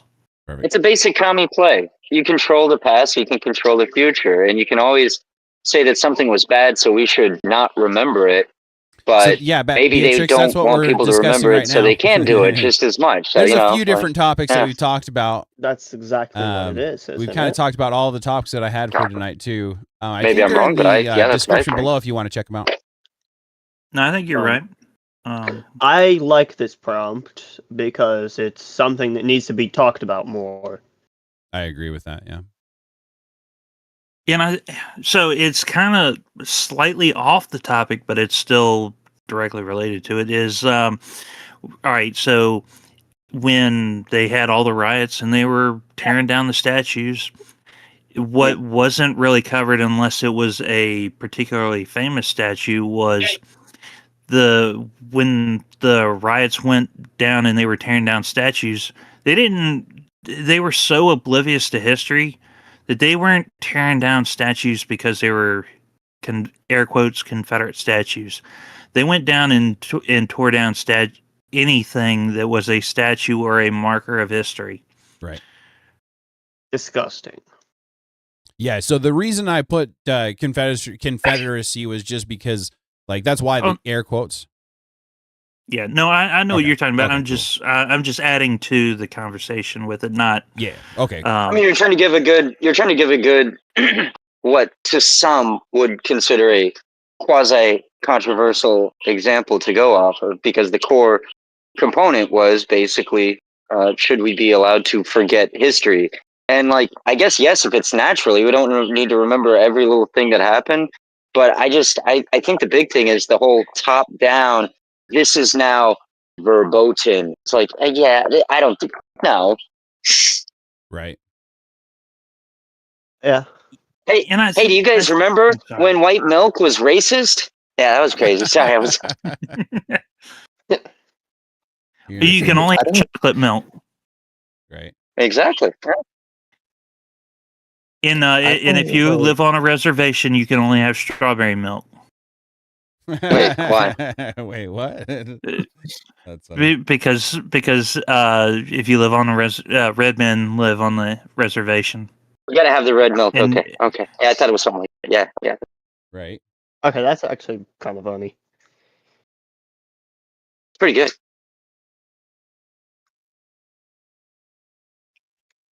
I was gonna say I'm kind of confused as to how, like, removing Exactly, statues Beatrix. is considered like That's how they erasing lose. history. Oh, it's because that was just one component, and it's a big component. The statues to accept represent the the fact that history, but then they follow that up with taking apart the history behind it, and it's just, it's a process of going through and editing all the things that has the verboten thing and turning them into, whatever it is that's convenient. Kind of Alter, like, yeah. Alter, they want to hide it so they can use it against us in the future, or so people forget about it so they can do it again and people don't realize how bad it is. Yeah, but does that Or you mean can- like going through like changing the like how they teach about like the Civil War and stuff like Yes. that? Yes. They yes. do, yes. Yeah. 'Cause, yeah, like There's a lot of that actually. Yep. And it's But it's it's kind of just, a common practice. I'm sorry to hear that. We've been If watching it I for could- over a decade. I know the feeling though. If I could dumb it down, like let's say you're just an average Joe Blow, you're not in school, you're a grown person, and you're walking down the street and you see a historical a statue, a historical marker, doesn't matter what it's to, but you see it and you're kind of confused because you don't know exactly what it is. So you decide to look it up and you learn something. But if that statue, that historical marker had not been there, you may not have been inclined to do some research for yourself, find out something. And How about a parallel of that? Huh? How about a parallel of that? Let's say they're not teaching it in school, but you see the statue. Well, the statue is the thing that will be the impetus for you to look it up in the case of the statutes, right? Because if you learned about it and see the statue, you're just going to know. But let's say they've changed the curriculum already and the statue's like the big sore thumb sticking out that people are like, well, why do we have this statue of, who is this? Right. Well, and to take it directly to the Confederacy, I think part and parcel of why they went after it was not so much about racism and all that. It's because when you look back at history, the political party that was promoting slavery at the time was the Democrat Party, and they try to play it forward like they were the ones that wanted civil rights and all that, when the Republican Party was created specifically to fight slavery. Mm-hmm. Oh wow, Well, the also, Democrats were always the bad guys. Who would have known? They Well, you say also- the you party also look split, at- remember? Yeah, they did the party switch thing, but it's like somebody, I think it was rhetorically defective, pointed out, and I can't find any flaw in his argument. Was that the way racism is used? It's largely just used to bludgeon white people over the head. So it's just that's what it. If you see how something is used over a long enough timeline, well, that's what its purpose is. So it's like, it's not even. It's not really building anything. It's not balancing anything out. It's just to break a particular people down. And it's like, I guess if you just hate those people, but I think the party switch idea is kind of dumb is. because it doesn't really particularly align very well. People can think it, but I'm just gonna tell them they're wrong. PragerU has a good video about it. Historical consensus. Yeah, that's why I'm on Facebook as well. I have a company. I'm trying sorry. to sell. Sorry, I'm just Say saying, that like, again, I'm Alter. pretty I'm sure it sorry. is. I'm pretty sure the party switch is like the current historical consensus. Like, it's not like a But see, a fringe idea. Yeah, I agree. But the with problem that. with It's true. the problem Get with rid of that. consensus It is it doesn't always make it correct. right. Just because 99% of the people could agree that the sky is red, does it make the sky red? Yeah, sure, but I don't know. Is the sky red?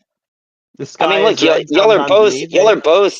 Well, real quick, y'all are both correct because that it does seem to be the general consensus. But again, the general consensus, it isn't always wrong, but it certainly isn't always right. It's more like a place to start when you're just when you're going into something for the first time and you're like, okay, what do people even think about this? And then you're like, okay, this is what they think, and then you, True. maybe you go deeper from there, maybe not. But yeah, I mean, sorry. Go ahead. No, you go ahead. I'm sorry. Okay. Well, I wasn't going to say anything though, so sorry. No, You guys are it's funny. okay. I don't know. I watched some videos about like the Civil War recently because I was interested in it, and did some like research about it, and specifically about how the 34% is all? Confederacy after the Civil War like, Isn't that a good thing? and like Keep- its seize the means of generations after specifically We need to pump did those all numbers it up. could Apparently. to rebrand itself away from its original goal of, you know, keeping slavery around, to being more of like a states' rights kind of thing, and kind of trying its best to cement itself in in the American consciousness as that, as opposed to just them wanting slavery to still be a thing, right? That Which was kind of obviously went back their though. goal. I mean, theoretically, I mean, hypothetically, if the party switch actually happened again, Yeah, I think it's exactly, BS. Barn. But Exactly. they've switched back again. Well, at the end of the day, it just comes down to there's a lot of shitty politicians who want the good ones. And if the Democrat Party, as it operates now, is at all how it used to be, whatever they were talking about, whatever they were doing, it was ultimately Thank you for that about clarification, power Beatrix. and I power appreciate that. itself. I didn't And of realize course, we've that. got, the rhinos, like we call those fuckers. Yeah. Makes sense. Well, so PragerU had a good video on this, when on each of the times where the so-called party swap happens, or was supposed to happen, they looked it up, and you could count on one hand the number of politicians that switched sides. So if a so-called party swap was to happen, you would assume that all the people that were Democrats would become Republicans, become and all the people Republicans, that were and somehow vice or at least versa, a yeah. majority of them would do so. Well, then But another thing it's people like don't bring up two or in the three. Switch, another thing they don't bring up in the Switch, okay, was did you're the roboting. party? Oh, am I still roboting? Yes. Yeah. Uh-oh. Or is it me? No, it's him. It must be me. Yeah. Not sure Your how. camera's doing goofy stuff too. Not sure how you haven't moved. Your camera hasn't moved, but yeah, it went really robot-y there. Is it better? To be fair, we can hear you just fine. Well, I was just gonna say, even if I'm roboting, if the various parties, we'll say the Republicans and the Democrats, as flawed as their platforms may be, if the platforms themselves remained largely unchanged, then people switching from one party to the other would hopefully represent them actually, changing positions. Fair. Yeah.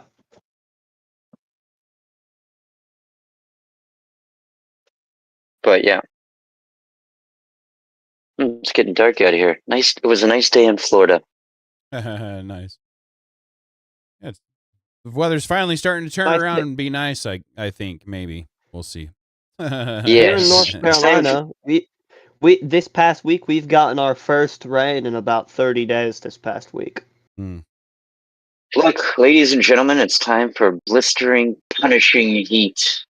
Right. Or what I like to call perfect weather. Yep. Yeah, I like the heat. Yeah. That's fair, Beatrix. Yeah. The reason that the founders were skeptical of pure democracy. Yeah, we're about sure. through the 14 seasons of spring up here in Virginia. Right? Hey, yeah, I know that feeling. I got a crackpot theory. I want to float this, okay? Because I'm not 100% sure of this. It's a like weird, my life kind of observing things, feelsy kind of thing. All right, I was born in 1970. And it felt like between the 80s and now, it always feels like summer is pushing forward and winter is pushing forward. Now, what I'm working it's a at cycle. here, it's either a cycle, okay? That's one theory I have. Or I think that perhaps the something about the planet's rotation, either around the sun or whatever, that we don't have enough days in the year. Like because it seems like all the seasons are just kind of like pushing forward like a little bit, year over year, just a little bit. But over the course of like 40 years, you kind of notice this, Right. It's funny you mention that because I had that same conversation with someone randomly today. Really, Yeah, wild. yeah, That is wild because I've been thinking about this a lot lately. because all right, so all right, looking back on it, it was kind of weird because, all right, if you actually think about it, or if you actually look at a calendar, December 21st, the winter solstice, is actually on the calendar as the first day of winter. If someone correct me if I'm wrong, but I'm pretty sure that's what it is. And it was one of those things that, like, there was certain calendars that when you looked at it as a kid, because when you're a kid, they mostly just have like pretty pictures with the month on them. And the world doesn't mean the same thing. Yeah, exactly. Yeah, but it was one of those things that I always like pictured summer as being June, July, August, fall being September, October, November, and then. But it's one of those things where it's like, I think it's more of like our perception of what we actually think is the seasons versus where they actually line up. Right around because not right around. If you look back on it, I don't feel as or at least secluded you're anymore, in Florida, Beatrix. so you don't Thanks get for much that. snow. But yeah, up the here water in restrictions Virginia, this year is I avoid snow. Yeah, well, yeah, you're in the great Look at me. place to I'm not made avoid for snow. I am not made. Look at you. See this slender body? Not made for snow. Yeah. But like usually when we get snow, it's like February going into March. Like before that when it first starts to warm up, it's Here in North Carolina, we get snow literally never, but the very rare time when we get snow is like in January, early February. The most snow I've ever seen here is 6 inches. That's a lot, isn't it? What I've been told. That's a fair amount. Yeah. Some might say it's too much. Some might say it's too much. Yeah. We're talking about snow, right? Are we talking about average snow? Or are we talking about like which part of the world is the because we had to talk about the whole world if we're talking about the average, anyways. Sorry, I didn't mean to start that. Average what? What is average, huh? Oh man. Anyway, I thought average was like 8 inches. What? Well, speaking of average, I thought Avarice was in the vetting room. I thought he was going to join. Bummer. But I'd like to talk to him. Did you guys see the he was just on a debate the other day. Which one was it? It wasn't the one that was just last night because I don't think he asked the question. Yeah, he did. It was the one with Go ahead, Ben. He asked the you're talking about the Brian Shapiro Rachel Wilson debate? Probably, yeah. That was the one. Yeah, that was a while. He asked the question when the cameras went down. That might be why you're having trouble remembering. Okay. That debate. I haven't watched that yet. Yeah, that. Well, I think I'm going to cover that on my Sunday stream because it was just such a train wreck that you can't take your eyes off of, kind of a thing. Oh man! And I think I'm going to cover the question part at the end because there's a girl that asks him a question that just schools him, that cooks him, and he's too stupid to realize it. But yeah, so I might cover that this Sunday. But that makes it better, right? Yes. Anywho, getting back onto subject here. Hold on, before we get back on the subject. Sure. Since Vexen hadn't seen the debate, I think it's a couple questions before that lady. There's a guy that's and it ties back to what we were talking about earlier, but there was women that started the abolitionist movement, and he was asking Brian about women had the ability to politic without the ability to vote. So what is your answer to that? And through his answer, Brian Shapiro, I don't think he's smart enough to make it. I saw the clips. Women's suffrage, you thought it meant suffering? Yeah, that was pretty funny. Yeah. That was great, dude. That actually, I saw that clip and I was just I just smiled. I was like, I'm not surprised, but yeah, that was entertaining. Right. He is something else for sure. He's a gem. He's a gem of a man. He's a gem of a pathetic, angry man, but you know what? God bless him. He is a gift. He's the gift that keeps on giving. Yep, that's for sure. Yep. Seems like when people cover him, they get viewers. I haven't covered him because I just can't stand. Well, I think I might have covered him once or something. You can't stand viewers? I can't. Why can't you stand viewers? Right, exactly. I can't believe this. Pretty much what I'm what I've gotten to my point. That's why I'm on this panel to chase everyone up. I knew it. In all fairness, That's you my don't want problem. too many viewers Well, yeah. at this point in time. That is fair. Yeah, that is fair. You I don't know, if you're making money hand over. You Look, don't want all the viewers to come in at once. If all the viewers come in at once, you have to get a bunch more mods. Right. It'll just be Beatrix, chaos. if you're part of my You Discord, can grow in. Look, you can grow into that. Like, if your greatest emoji fault just for him. is your success, like, yes, when I get that monetized, I'm going to load it up just here don't too. be a freaking spurg. You can figure it out. Yeah, don't be Brian Shapiro. Right. I want to debate. Don't be Brian. Never go full Brian Shapiro. Don't go. Yeah, I want to go. I want to get into debate. No. It's Brian Shapiro. Shapiro. Oh yeah. Well, yes, you could do that. Yeah, that works. That definitely works. Yeah, you're making him sound too cool. Too cool. Sounds like a pop singer now. Think about that one first. Nah, Brian is the bottom of the barrel. The way he finished is probably the way he finishes, crying. God bless. I cannot God believe bless that that finish. man. No, he is the gift that keeps on giving. I mean, like You people like call it that. a gift. Okay? It is a gift. It's a gift for our side. dog It's a gift for our side. It's nothing but like blood in the water. It's literally Yeah, just that's like true. throwing a squirming bloody like manatee in the water, and the sharks are going. Vexen is right. He is genuinely a massive amount of content to come out of this idiot. Yeah. He is the I mean- poster child of everybody that hates us. Shapiro. He's And he's got a for birth healthy control. Oh, Beatrix, that's good. He's got a healthy level of That's a good self-confidence, idea. you know, as well. You know, so it's like he's perfect for it. And look, he benefits from it too. You know, make no mistake. So But, he's the gift that keeps on giving. God bless. There's one problem is during that debate, he hit rock bottom. Like there. Oh yeah. How does he go lower, become even more scummier than he was during that debate? I don't know. And that's where the content lays. Right. And then he went on to Twitter or whatever and started talking shit after his loss. It was like, I can't remember exactly. I didn't catch what he said, but I think it was Jake Rattlesnake clipped it. And he's like, I want to blow all the Crucible fans or something like that. I'm gonna switch over to my computer. I'm gonna jump off and switch over to my computer if that's okay. Give me a few. You're good, All brother. right? You're good. See, Beatrix in the chat says, unfortunately, his side is just as unhinged as he is, which is why I'm black pilled. That's fair. I'm getting to the black pilled point. I don't like it, but yeah, his viewership, they're all just like him.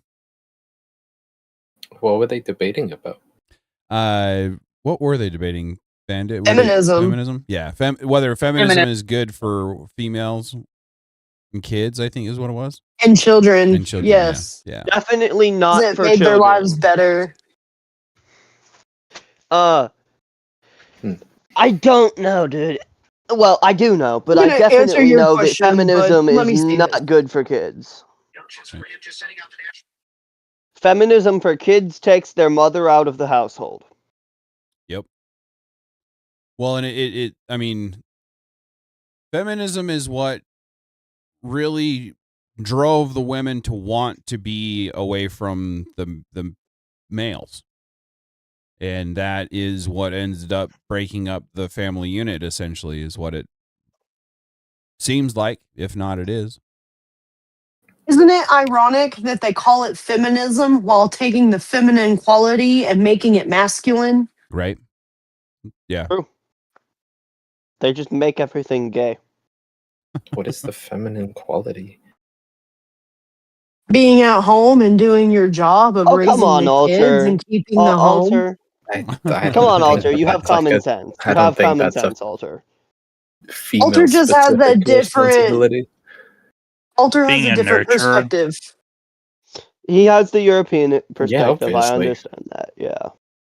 You got to remember, Men can do that they're like too. 20 years ahead of us, so like he's full blown like in down that rabbit trail. Hell yes. I don't know. I think Alter's pretty moderate compared to some of them. I would agree with that one. Yeah. He's a good sport, that's for sure. Yeah, That's he what I keeps was about coming to back. say. Regardless of what you think, he But keeps there's a coming back reason and we having keep these him around. and having these conversations with us, which makes him a winner in my book. Exactly, It's Leah. kind He of the never lion's gets den to others. angry. He never gets angry. He never gets ugly. He doesn't yell and spurg out. Like, we like him. Yep. He is very much Even though we appreciated don't in like the his need ideas. to get angry. See, we need even if you say something that like should make me angry, it feels more like I'm going to a zoo and watching like monkeys throw poop at each other, you know? Like I'm not gonna get like mad at them for that. Oh my Right? goodness. The same. You know what? Same. Did you just call me a monkey flinging poop? Is that That's what how you we just feel said? about. Okay, sometimes Alter, people are you racist? sometimes Exactly, people Beatrix. That's what it say does. stuff like that. That's what it does. You know what? That's Alter, actually the I was just giving you a hard time, Alter. You're a good guy. Thank you. That's actually the you're a good most sport. well-adjusted view of the internet. Too many people take it as like a personal slight. So, yeah, if you just someone's yelling at you, calling you slurs and every name in the book, and you just look at it as a monkey flinging poop, that's Yeah. probably the best way to respond to the internet. Yep. Pretty much. And that's why we like Alter and have respect for him. Yeah. Regardless of what he thinks or where his perspective is, Right. we appreciate his point of view. Yeah. If you can't think of them as a friend that you're trying to help understand your side, then at least think of them as a clown show that you can laugh at rather than get mad about. And that's part of the thing that I've struggled with. And so I spurg at times. And so I'm trying to learn to reel myself back in as well. But we all have learning curves. Yeah, I'm not like immune to like getting frustrated sometimes when I Sure. hear what some people have to say, but I don't like go off on people about it. Right. Yeah, I feel you. Heck yeah, We could Vosh, all that'd take a be page cool. out of that book, I feel like. Yeah. Yeah, I agree. For sure. Although sometimes I feel like I should. Sometimes And maybe. there's sometimes I feel like you should too, but Yeah, at yeah. the same time, you have a quality that very few people have. And I think you should play to your strengths. Yeah. Yeah.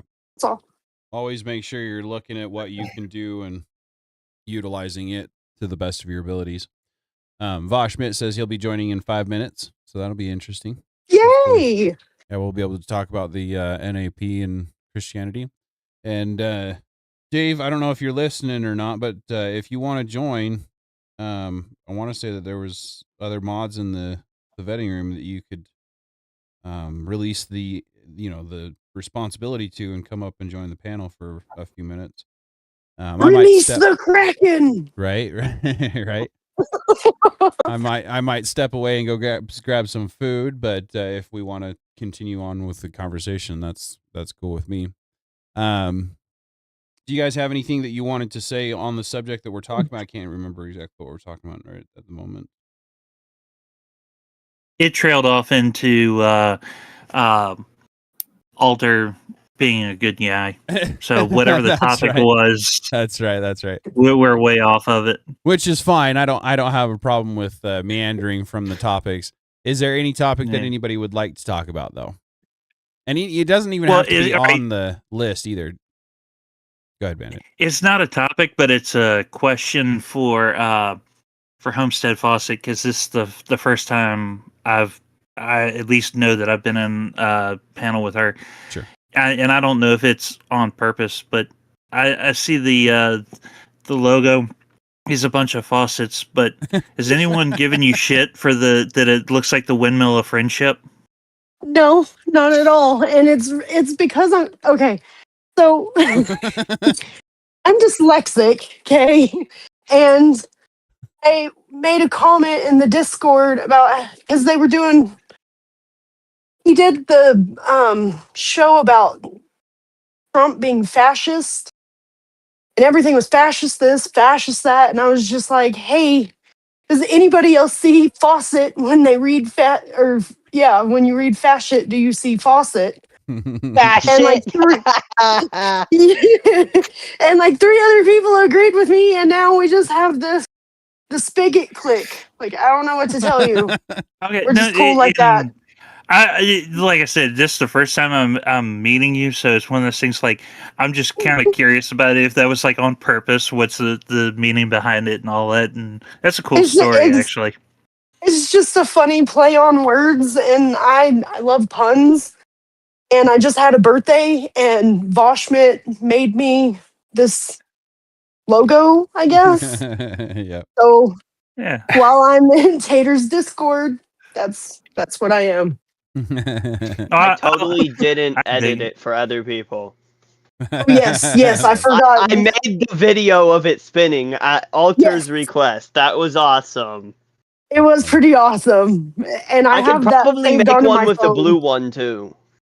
That one's saved onto my phone, so I forgot that he helped too. Right. Yeah. Yeah, Voshmit did the big thing though. He made the base. Yes. Right. It was, so now we're just like this community of spigots. You know, potatoes I don't grow would- without water. That's right. I would change my username and stuff, or like my profile picture. I don't really know how to change the Can I change it for individual servers? Because I don't Yes. feel like getting banned from a bunch of servers. Right. Right. Yeah, like And in potatoes servers, like for a while, I've earned my spot, so I get the option to alter a little bit. So that, and then my friends that are in the club with me, they also get to alter a little bit. So going back to what you just said, if you're in the wrong crowd, a group of spigots sounds like code for a slur, and I'm not sure which slur it's supposed to be a slur for. no, that was absolutely what it was about, dude. That's why I call them. That's my spigots. Where's my spigots at? That's right. Oh my god! Creating our own slurs up in here, up in his ear. We're just a bunch of knob turners. What can I say? That's funny. Curious if Vexen is coming back. He's in the vetting room. I know he likes to talk, so I'm curious if he's coming back or if he's talking with the vetting room. I know that Vox. Okay, yeah. There he is. Okay. Anyway, go He ahead, said, DJ. oh, Yeah, I can't change my per server profile without Nitro, so unfortunately, I will not be changing my profile picture to the Foz sticker. Oh, I gotcha. oh, that's why I can change mine per server. will get banned from several servers if I do that. Yes. I was Yes, wondering you how will. people were able to do that. Yeah, because I can't do that. I'm broke There as is a joke. no way I am doing that. Yeah, I really would too. I would. Yeah, don't do that until you. I did spend a few bucks and got the package. So the package. I was thinking about Nitro.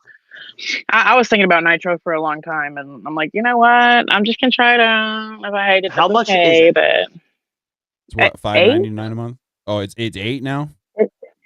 Is it? Yeah, I really don't even recall. I think I only pay $6 for mine. Okay, maybe that's it. Maybe that's it. I What do would you get do for it if I Nitro? had a source of income. I am getting a job this summer. I may do it. Right. Take your time getting a job, hun, because once you have one, you will always have to have one. Yeah, I agree with that. Bandit, you said something. What did you say, buddy? What do you get for Nitro? Because it seems like every time I get an ad for get Nitro, it looks like it's more for like boosting like a particular server that you're in, not like something that you as a user get. I understand Yeah, that. That's yeah, why I have never really had boost- that much interest in Nitro. Boost my server, because please. I'm just kidding.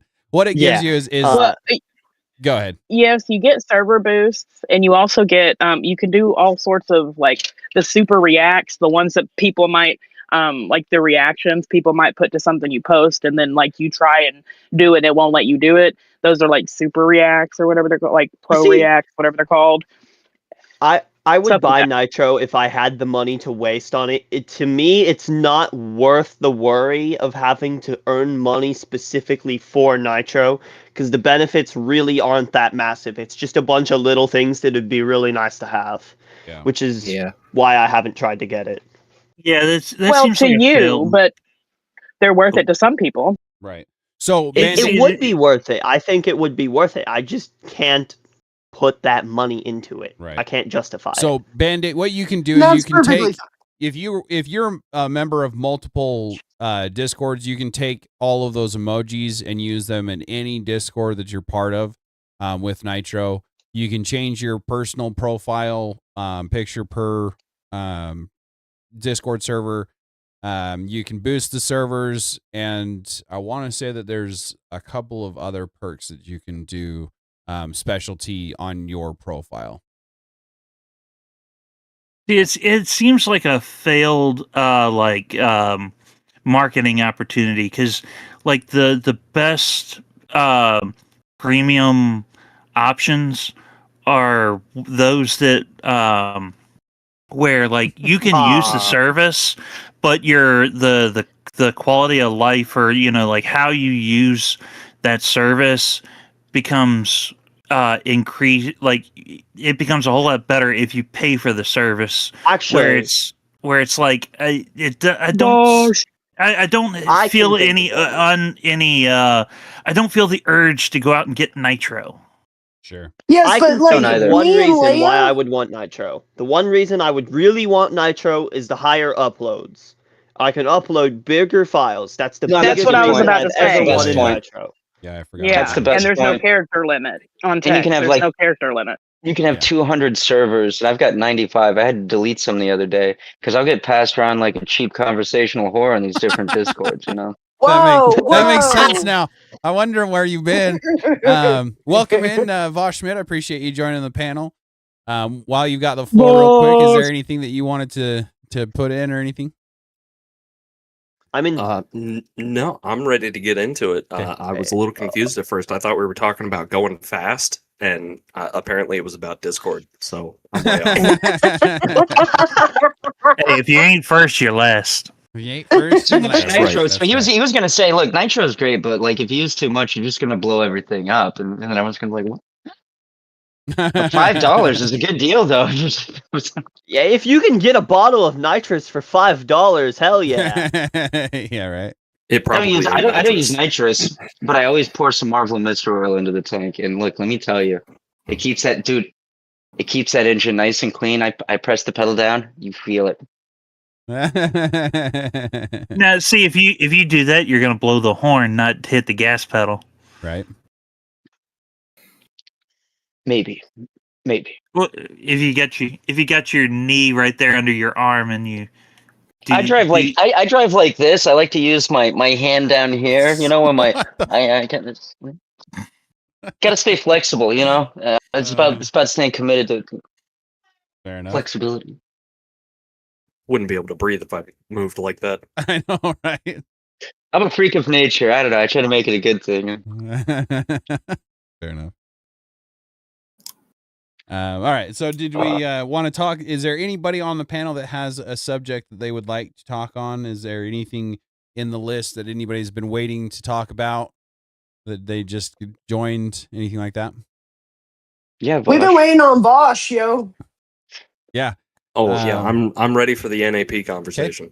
With that, we'll go ahead and bring that to that conversation then. So for anyone in the chat that doesn't know, NAP is non-aggression principle, and so Christianity is similar to that. So I'll let you guys have that for a minute. I'm gonna go grab something to eat, and then I'll be right back. Okay? Let me guess. You're gonna eat some potatoes. Probably. Cannibalism. You cannibal. Right. Those are your friends. All right, I'll be right back. He just eats his buds. So, my question really is, what's the defining line between the NAP and Christian ethics? Because it seems pretty much the same. I believe it was Leah and I were talking about it in the Discord, and what we concluded was that it was the ambiguity of aggression. Like how you define aggression is probably the biggest line to draw there. But like what Christian ethics potentially violate the NAP? It was me you were talking to. There's You know, so funny many we had spigots out here, so if it only we gets had confusing.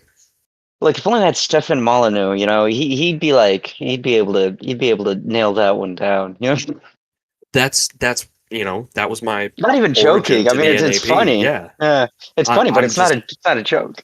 I'm waiting so bad for that Stefan Molyneux Andrew Wilson debate, and I don't know if it's That ever could going to be happen. interesting. Yeah, that would maybe it would either be a total uh, goat rodeo or it would actually be very interesting. You know, it's hard to say. I would lean on interesting, but I don't know. Me too. Molyneux lately has been seeming like a little more. I don't know. I don't want to say flamboyant, but that might be the word. It it just seems off. He's been through some stuff. He's probably at a different stage of his life. Like the guy is older than me. He's probably getting to a point where, like, no offense, it's probably just like, you know, you're getting older. I did all this programming. I tried to do all this stuff for you know, non-aggression principle, and you know, I got banned for it. That was weird that he got banned. I remember when they banned Stefan Molyneux. I was actually like watching him and stuff, and I'm like, what? Why would you, even if you disagree with him, you know? It's like you're at a coffee house or a club or something. There's a guy in the corner just kind of minding his own business. Is like, you, yeah, you, yeah, get the fuck out of here. What? No, get the fuck out of here. You know? Why? Well, all right. I'm kind of curious about your take on the topic of the NAP versus Christian ethics, because it's like one of those things where it's like trying to figure out where you're going. Are you trying to like define? You said you're trying to find the dividing line, but I'm like, because depending on where you stand, I could take it going either way, because I do have a little bit of an issue with assuming that they're one and the same. Well, we're not saying they're one and the same, right? We're saying that they're extremely similar because through discussion, I mean, that lasted like all afternoon the other day, we basically concluded, and you can correct me if I'm wrong, Oscar, but I'm pretty sure we concluded that they are extremely Muffled. similar. Really muffled. We can't hear you. Muffled? Yeah, it was like you were starting to, like, I don't know, put a sock in your mouth while you were talking, which was very amusing, but impossible to understand you. No, is this better? Yes. Yes, a lot better. Okay. Okay, sorry. Okay. Oh, no sock in my mouth, I swear. We pretty much concluded that they are extremely similar because of how you define aggression, basically, is what it comes down to. Because, say, we were to say aggression is sinful, right? Say we were to even exchange the word for sin itself, then that would be Christian ethics defined, like, you know, avoiding sin, basically. And so they're very similar in that way, because when you boil aggression down, what is it really but trespassing on another in one way, like transgressing against someone else, right? Well, I can take issue with that, because this just in my opinion, that the part of the issue with NAP as a whole basically is like slow rolling or what is it called when you don't want to fight? Like you just you're pacifist. Yeah, it's just making a bunch of pacifists. Where it allows for creep is what you're saying, I think, right? Yeah. Passive, so it's not proactive enough to stop the long-term creep. Yeah. Okay. So far as Christian ethics goes, is when there is evil before you, you should be aggressive against that. You should stand up against that.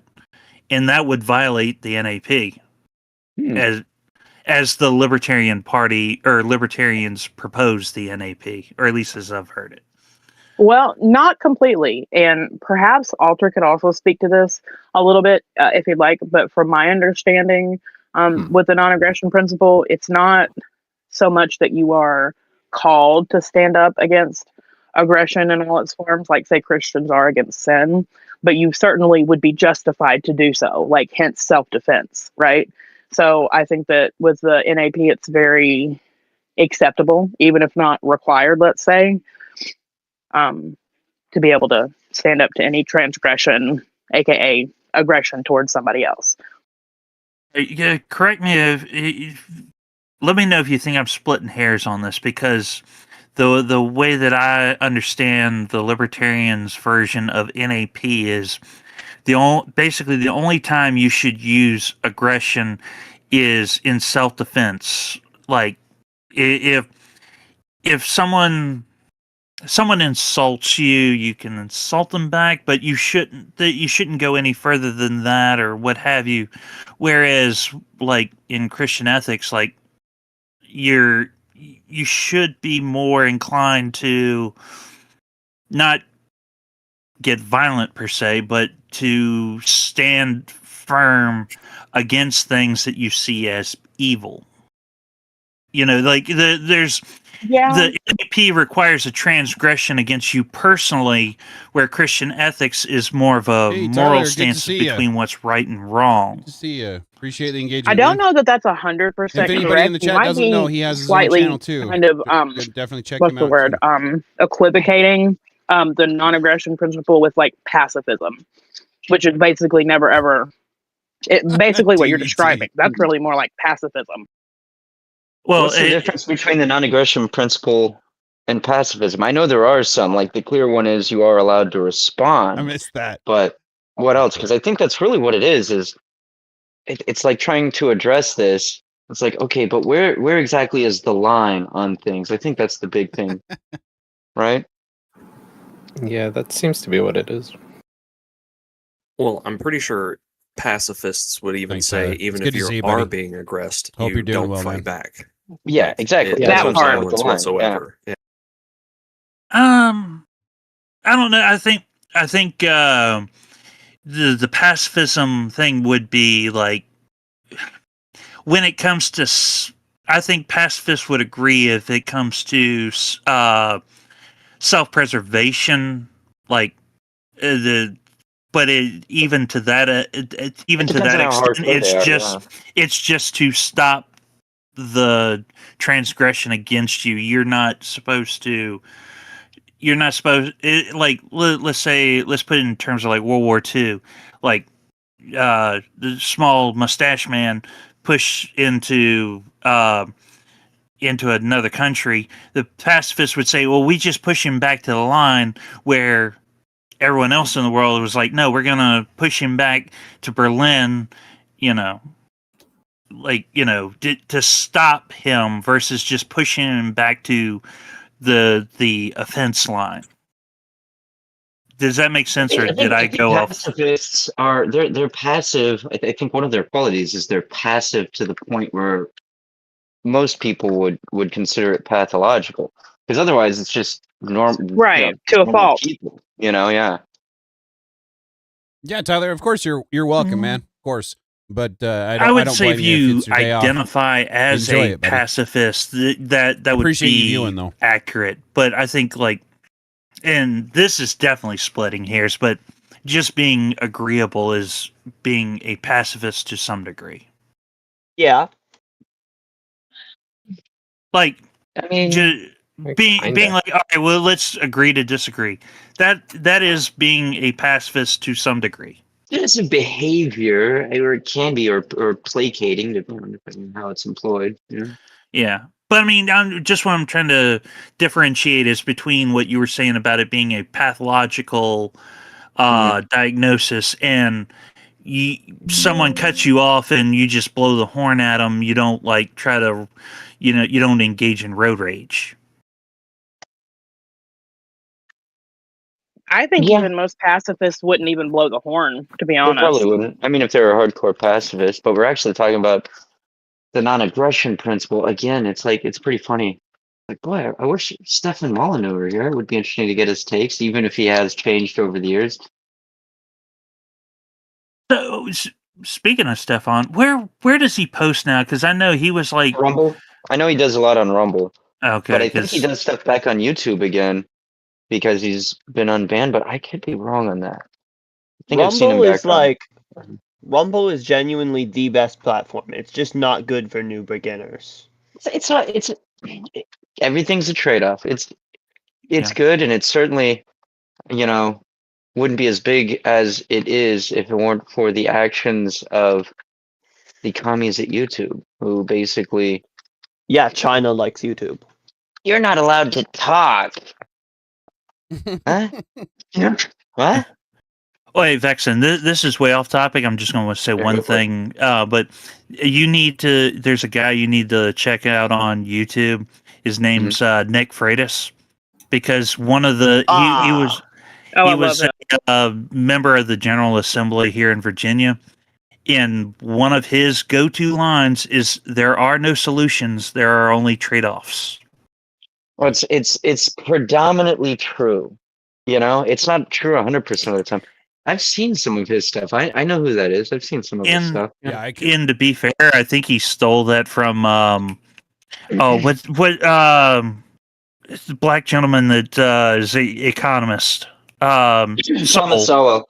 I think just over time, like if you're looking for solutions, right, you're just gonna trip over that. Like, yeah, sometimes there are solutions. However, almost everything is just a trade-off, Well, there's only solutions if you don't take into account second and third order effects. Well, no, every once in a while there are just solutions. Like if you have a bad liver, and like all of your friends hate you, and you're like, well, maybe I shouldn't drink a bottle of vodka a night, and you just stop drinking that bottle of vodka. You could say the second order stuff would be like the withdrawals, but the point is once you got it out of the way, Well, probably be a little more popular, and your liver would be healthier, Well, no, the second and third order effects is Stoli takes a hit on the stock market. Well, I mean, you're but one person. If everybody did, that would be something else. You're drinking that much. Hey, you leave my dad out of this, okay? God rest his soul. That poor bastard. If we could, he drank so much they didn't have to embalm him. Right. Yeah, probably. Leia, was that you just tried to cut in? yeah, if we could go back to the Don't do that topic for again. just 2 seconds. I had put a couple of things in the side chat, including I had just Googled like basically what's the difference between the non-aggression principle and pacifism, and it's exactly as I said. It's basically just pacifists would never usually condone even retaliatory force, and also it did define aggression as the initiation of force. I believe for me and Bosch were like discussing what that would be considered like aggression or illegal acts generally. So. Interesting tidbit. Yeah. Right on. Yeah, that's kind of what I thought. I think the biggest weakness in libertarianism has been basically observed by a lot of the people who are talking about having the baseline shared principles. That's why you have the meme of the liberal fighting the liberal, and then liberals are taking bets on which libertarian. Sorry. You got the libertarian fighting the libertarian, and the libertarians are betting as to who's going to win on the libertarians. And it's just, and you got the libertarian thing, because they have sort of like an open sort of policy. They want maximum freedom, but they haven't agreed as to what the line is. So there's still like these absurd sort of battles that they have. Because they can't, because they're fence riders. That's basically all libertarian boils down to. Yeah, but not all of them. And so like, because not all of them, it's like, it's kind of, here's the problem is like, libertarians, they're a group, but they're a group that if you go just beneath the surface, there are important differences from one libertarian to the next. And there's not really, from what I've seen, anything foundationally established other than maximum freedom, which there are definitely different schools of libertarianism that are like that have the guiding principles and all that, and I think you're right about basically maximal freedom and not lawlessness, but basically Lawless. non-interference in Yeah. from the government in like their daily activities, et cetera, which is like basically, when you really boil it down, just the refusal to be governed. You know, it's like you want all of these rights and none of these responsibilities, or I mean, I have a good argument when you see all the corruption and whatnot, but at the same time, it's like, again, it goes back to everything's a trade-off. It's like, okay, well, since there's corruption in the government, we're just gonna get rid of the government because people obviously, even though the government was corrupted by individuals, if we get rid of the government and just have the individuals, suddenly the corruption will be gone. And it's like, well, maybe not. Right. Well, the problem is it sounds pretty good it sounds pretty good when it comes to economics, but when applied to anything that is not economic, it falls apart. Right. I think it can have some shortcomings even in economics, but yeah, I think the big thing is most people don't want there to be obscene restrictions on personal freedoms, and that's always where the argument is like, well, okay, what is a fair freedom versus a fair restriction? And if you're like an extremist, I mean, there's no probably purist, I can't imagine what that would be, like purist libertarian, because it's like, think of the most absurd libertarian example, and if you're a libertarian, like in that most extreme example, like, would you agree with that? Like, it's like, I don't know, she's just prostituting herself out for drugs, she's not hurting anybody else, and it's her free choice, so like, right, like, that's okay, isn't it? Right. Well, I think yeah, I'm sorry. I think actually the libertarians and the liberals, I guess Democrats, they both have the same problem where they don't have a solid foundation for their belief system. It all boils down to preference, and I think the difference between the libertarians and the Democrats is the preference to control what other people do or not. Like, Democrats obviously want to control what everybody does, and libertarians are like, hey, I'll leave you alone if you leave me alone, kind of deal. Which, I mean, is here's the thing with the ultimate fence Democrats. sitting, but It's like they'll say whatever for power is what it looks like, So it's like whatever skin suit they're wearing at the end of the day, it's like, well, why are they doing that? Oh, they thought it was going to give them power. Right. It's always that, Pretty much. Yeah, and the libertarians, everyone jokes that they'll never gain power, but it's in their ideology to not use power. So how are you going to become a successful party when you don't want to use power? Like, the only way is if everybody becomes enlightened and we no longer need laws, which, look, that would be great. I just I don't it's think horseshoe that's gonna theory. happen for a while, if ever, They see them. You've got to start with an IQ 100 plus population. You can't have a 70 IQ population and expect freedom to work out. Right. So what you're saying is, if I may, in the abstract, what you're saying is, we can only have freedoms if we're surrounded by intelligent, we'll say, groups, just to, might be something to that. Right. Imagine that. But I think it's like horseshoe theory, where the libertarians are basically the Bolsheviks with on the right wing, where their utopia is a stateless society. They just want to go about it through air quotes conservative means, depending on which topic and issue. Bolshevik might be a little too far for them. It's more like, it's like the people who, they're well intentioned, and if we were in a more perfect world, like, maybe they could do what they want. But since we're not in that more perfect world, they create fertile ground for those who are pathologically minded to manipulate them and recruit them as useful idiots in their cause. How does that not describe the Bolsheviks? I thought the Bolsheviks were more actually. I mean, yes, but I think they were more communist leaning, though, right? I mean, like, Well, the whole point of communism is that they keep pushing towards towards socialism till they come to. So their definition of communism is a stateless society where government is no longer needed. okay, I see your point. I wasn't trying to miss it. Very interesting. I hadn't thought about that. Very interesting indeed. Yeah. So, side issue being that was just brought up. It's one of those things that. So when like the lefties get mad about being called communists and all that kind of stuff, it's like, no, you're socialists. Like, in reality, there's no such thing as a communist, because you have to have a stateless society.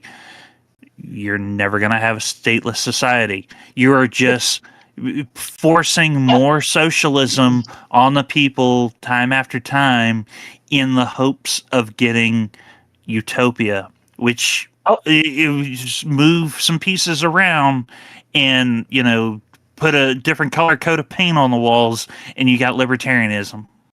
I hear what you're saying, but in that particular, like, if that was like the angle, I think it would be. I think there's probably more productive angles to go down.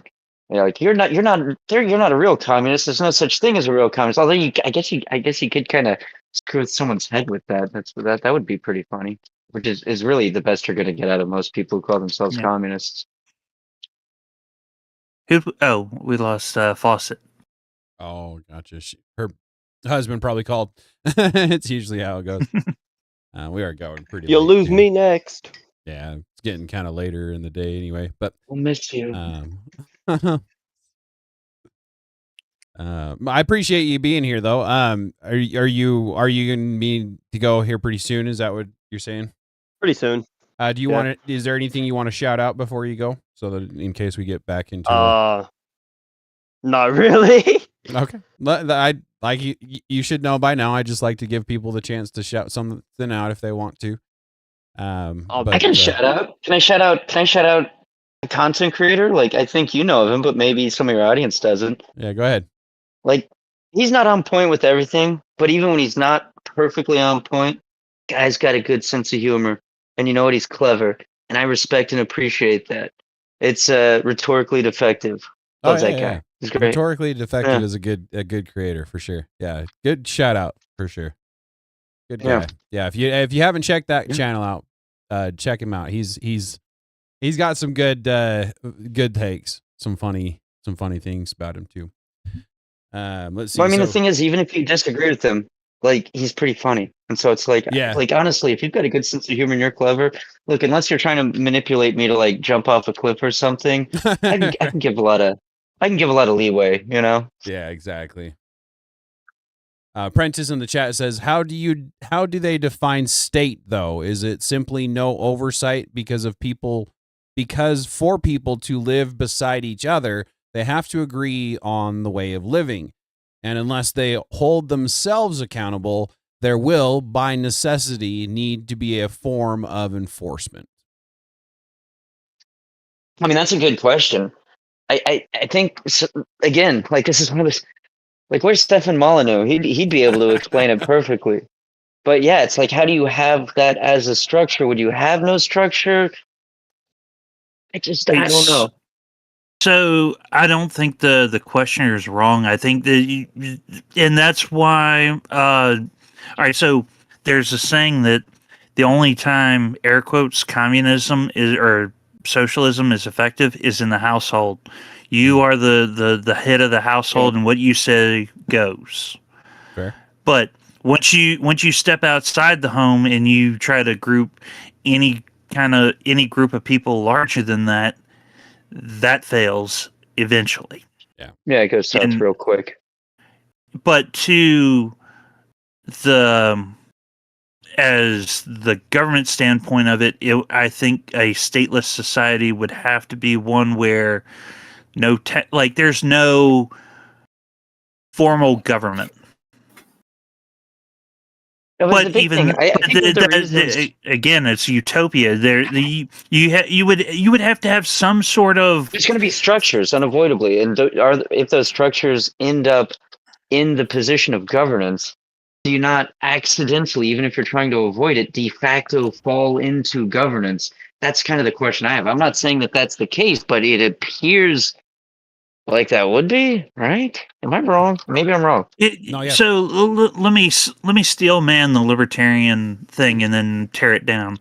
So libertarians like Michael Malice, they want like cops to be like private detect, like you Okay, like a someone private aggresses force, you. Yeah, so his wet dream is no formal government, but it's one of those things where it's like, all right, you take any kind of like take Discord for example, without a formal government, it would be one of those things that it wouldn't take much for there to be for Discord to become corrupt and charge us for for every second or minute that we're on here talking, each one of us individually. Now the libertarians would argue that, oh, you just have another company that would create a similar platform that wouldn't charge you and everyone would go to that. But if Discord decided to charge each one of us for the minute that we're talking and they're making money by it, why wouldn't the competitor do the same thing and just charge less per minute or charge by the hour? Or I think a good thing to bring up, actually, and honestly, a good counter argument would be, remember, because I'm old enough to remember the AOL CDs, and people paying for internet. I think it was, in fact, by the minute back then, and they did do that for a while, but eventually there was enough competition that it just kind of shifted away from that. But would that happen all the time? It comes down to if they somehow have a monopoly, and then it's like, is it a natural monopoly? Is a natural monopoly, is that acceptable? I mean, if it's natural, I don't know, like, probably usually, I don't know. It's natural. It came from the earth. What's wrong with that? From the earth. Yeah. Well, I think what we would end up having is like huge corporations owning everything, like we're already seeing in the United States. I mean, corporations basically run everything because they've been able to buy out competition, put in regulations that exclude competition. And yeah, competition's great, but I mean, even so, you still have people with massive amounts of money where it doesn't even matter if they have competition. They'll just buy them out. Now, Vash, I just want to say, I know you didn't do this on purpose, but that was very anti-Semitic. Okay, I want you to think about that.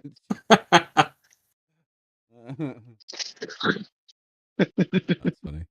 I have some deep reflecting to do on that, I suppose. That's good. I should wear something right about here to atone for my Perhaps. sins. Have you ever thought of visiting any walls? Perhaps could help you to understand things a little more clearly. Perhaps one that you my could lips wail haven't at. touched stone in a long time. Right. Yeah, No, that was exactly. freaking great. You touch stone, like hey, you should go touch grass. Hey, Faye, you should go touch stone. Well, anybody have anything else to say on the Yeah, subject? definitely not trying to spread any conspiracy theories. That would be wrong with me. Right. See, that's the kind of attitude that makes you $7,000. I think you're starting to understand things better. Yeah, right. I could use it. But I'm about to get that taken away by saying, that's also how you get kicked out of 109 different Discord channels. Right. Oy vey, and I tell you, I did nothing wrong in any of those Discord channels. They just hated me. Yeah, right. Okay. Oh God, I love comedy. That's funny. Yeah, I didn't even think about saying, switch to all messages. That's funny. So, YouTube is nicer to use, though. all that aside, okay, YouTube we're is getting kind of easier out in the weeds because it's like the non-aggression principle. Let's just just oversimplify. I think most people aren't like, hey, how can I be aggressive today? Hey, Marcelary. And obviously, the non-aggression principle is like taking that idea and hope you're trying doing well. to Appreciate the turn it engagement. into like a whole philosophy, but I think Yeah, there's it's good to see you. not a Good to see perfect you. form, Thank you very much. but a form that most people, not all people, kind of follow on that already, you know, to some degree, just in the way people generally operate. Clearly, not I think everybody. I think they should replace the NAP with the hold on, the DBAD. Don't be a dick. Don't be a dick. Yeah, I right. thought you were gonna say doing business as, and then the B was just, Jeez, don't be a you dick. know, pretty good. Or D, yeah.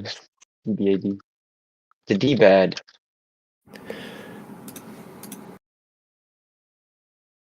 Yeah, I'll be right What back. was Thank it you, in Bill Marcy. and Ted? Appreciate you. Be excellent to each other. What was that, Can you Bandit? You believe said they made something. another one? Did you just leave? I'll be right back. Oh, okay. I gotta step away for just a second. Oh, okay. Got you. Sorry, guys. Didn't mean to. You guys were getting kind of woke earlier with all the corporation talk. It's kind of awesome. Well, as a lover of capitalism, yeah, I hate corporatism. I don't know if you can have one without the other necessarily. Oh, sure you can. I mean, we did it all through what was it, 1776 until what year did they make corporations recognized as persons?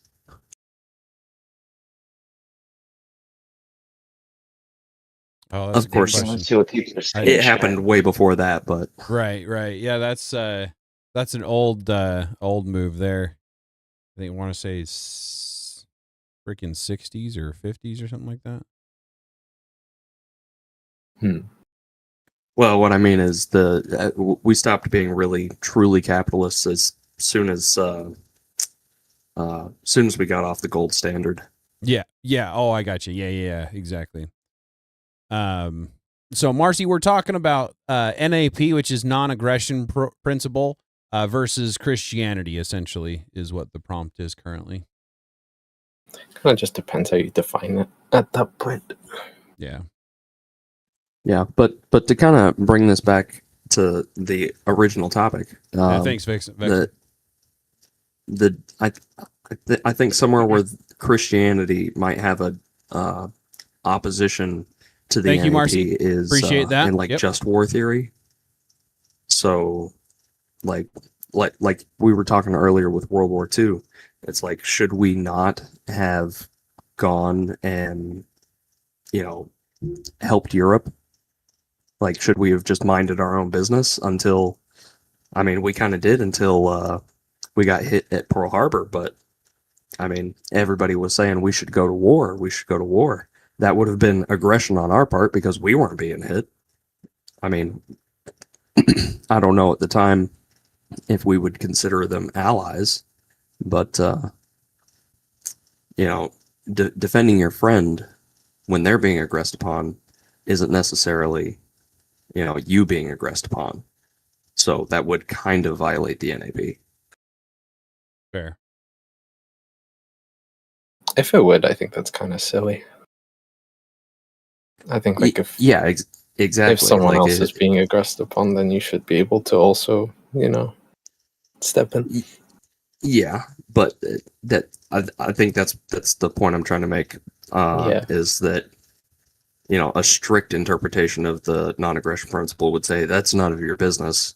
Let them do what they're going to do, unless you're being attacked.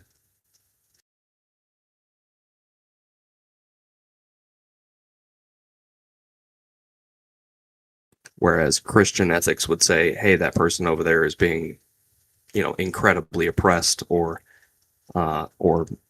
something terrible is happening to them. You should go do something about that. Right, Christian ethics gives you duties and responsibilities to your neighbors. Yeah, I'm whereas afraid the that my non-aggression internet principle is kind of, having struggles. if anything, is just I don't know another if thing I'm to if separate it's us from each other glitching and or make not. us hedonistic and individualistic. Yeah. So the NAP and really Stefan Molyneux's universally preferable behavior theory. It just goes back down to preferences. So the NAP libertarianism, it's all, what you prefer. There's no solid grounding for your morality.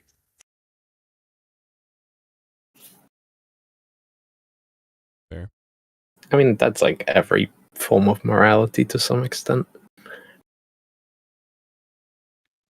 Well, not really. Christian ethics.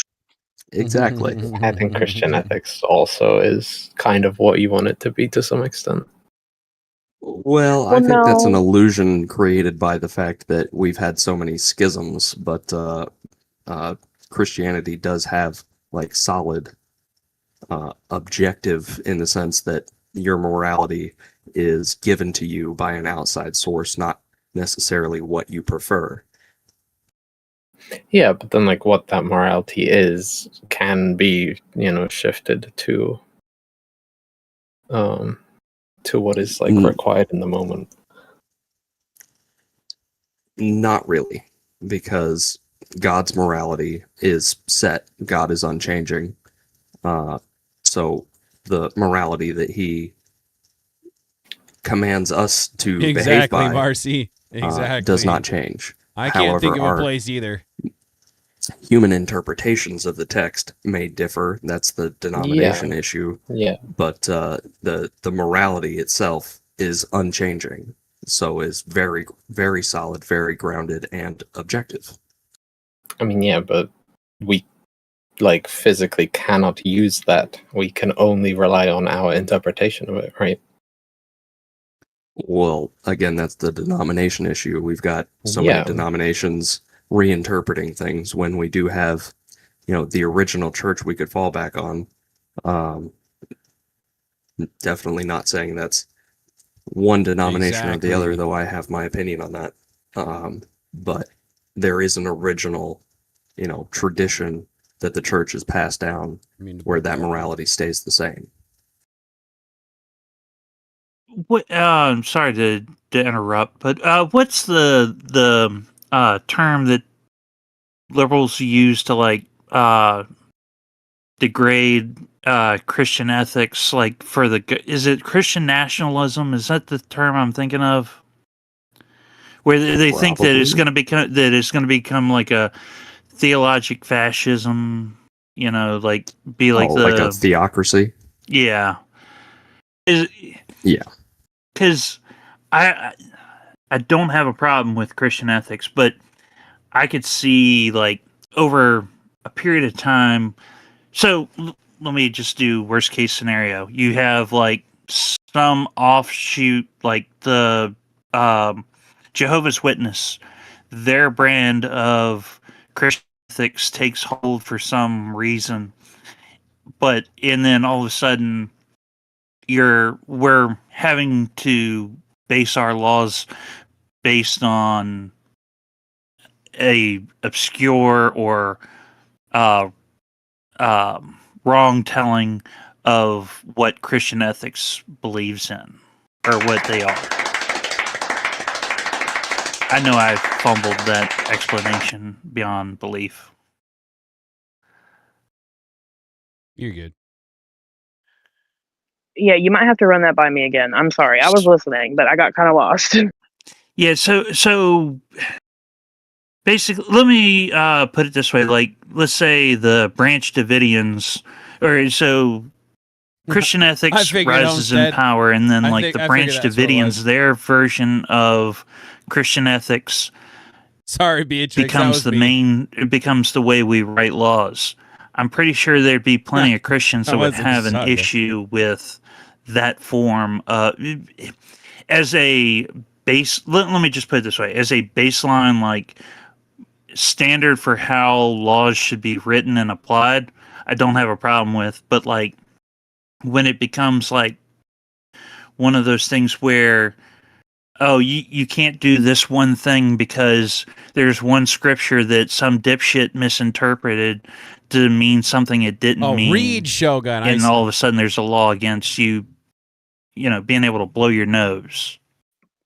Sure, and we could go on for a while about the sex and like sects and being able to interpret and people misinterpreting, that's a big thing. And we understand that, right? But the thing is, like, what if the Branch Davidians become the overarching deciders or whatever, right? But the thing is, right, as Christians, as we already discussed, we have a duty to stand up for what's right by our Christian ethic.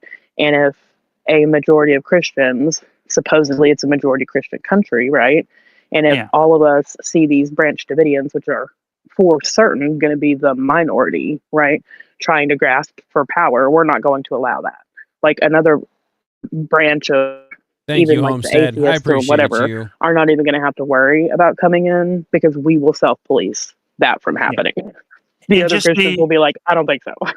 And just be clear, I was trying to play like devil's advocate, like trying to steel man the argument from our side, like because sometimes people that agree more with Alter's take will say stuff like he said, and we'll kind of let it go over our heads because they're just on the other side, they just don't want us to have power, but like trying to put it in a perspective that where it's one of those things where we have an issue that we have to address. You follow me on that? Yeah, for sure. And I think, as I said, we would definitely self-police. I think that I would like to believe anyway the Christians have been a whole lot better at self-policing than other denominations. With even in concerns to like corruption and scandals. We won't name any, but I'm sure we could all think of a few, right? We may not be perfect, but I'd like to think that the Christians tend to also very quickly kind of denounce radicals, right? Like the Eastboro Baptist Church, just one of the big ones I can think of. Very quickly, thousands of churches from around America were like, look, that's not what we do. You know, like anytime radicals kind of start to rise in popularity or power at all. So, yeah, I would definitely think that we would self-police before we allowed anything like that to happen. Yeah, and to that is one of those things like I had to throw out like a hyperbolic example to try to make the point. I wouldn't there none of us believe that like a cult group would a cultist Christian group would end up being the ones that would come to power, but I'm just trying to throw that thought experiment out there to address any kind of issue that would be minute in comparison.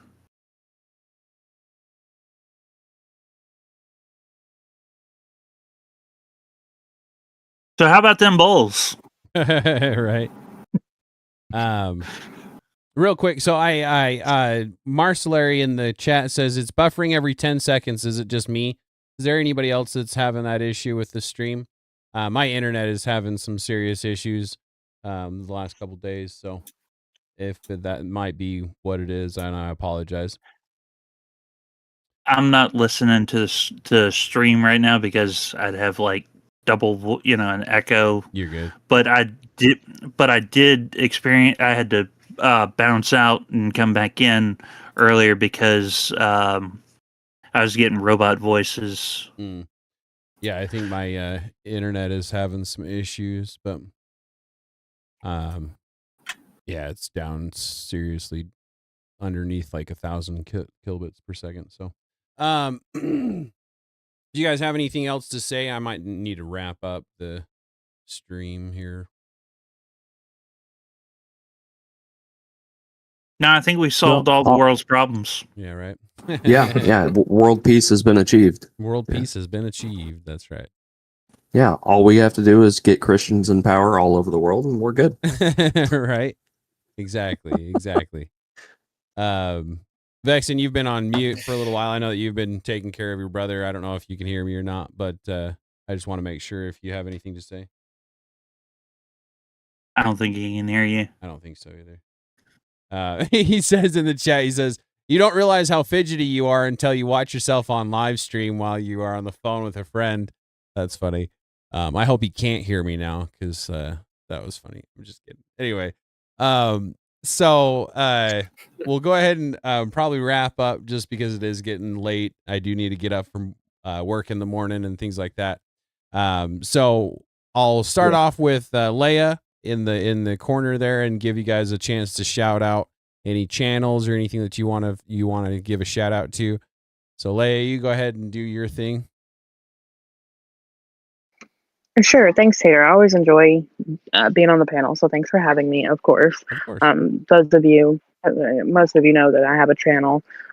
We do kind of random things. It's a fun time. Come visit if you'd like.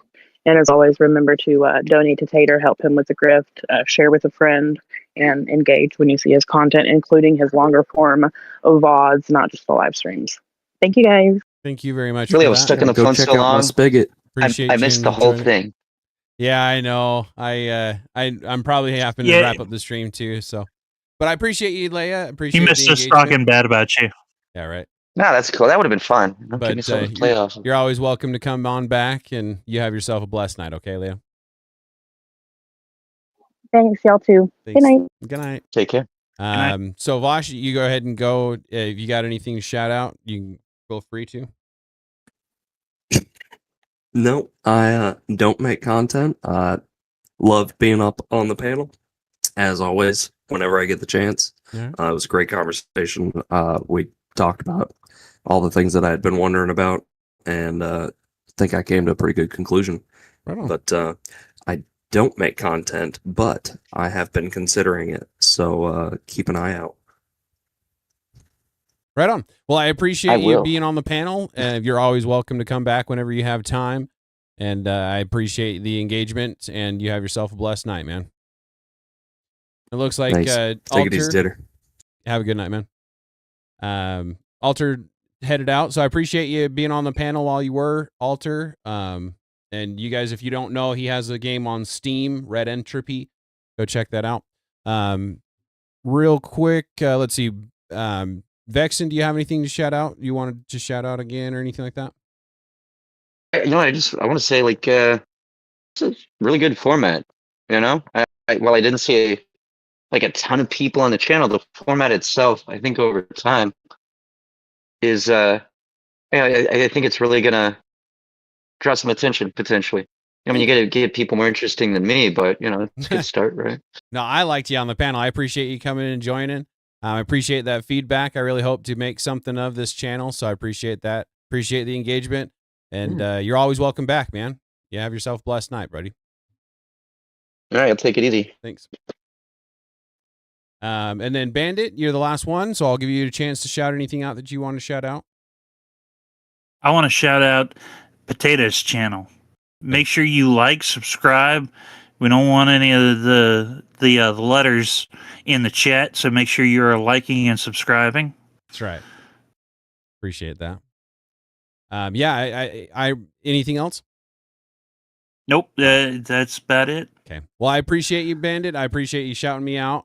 Appreciate you coming on and giving me some engagement. And as always, you're welcome back. And you have yourself a blessed night, man. You have a blessed night. Hey, thanks, man. Bye.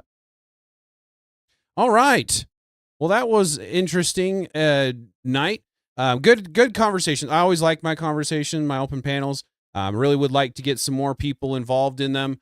Hopefully the buffering wasn't too bad tonight. I don't know what to do about that. That was wild. Thank you very much, everybody, for being here. The panelists, thank you very much for being here and giving me some content to utilize. For the ones that are just viewing, please leave any comments in the section below after the live ends. It helps the algorithm out for sure, and the engagement that I got, I appreciate so very much. Christ is God. Christ is King of Kings and always will be. For those inside of the United States, please take care of yourselves and remember those Second Amendment rights. Always keep them handy. Stay strapped or get clapped, my friends. For those outside of the United States, please take care of yourselves the best way that you know how. As I've constantly said, it seems like your rights are the ones that topple the rest of our rights, and we've got to keep them all intact. So thank you very much for being here, and thank you very much for being who you are. I don't care who you are. You are who you are because of a reason, and you all have a part to play. And for now, take care of yourselves, and the Potato signing off.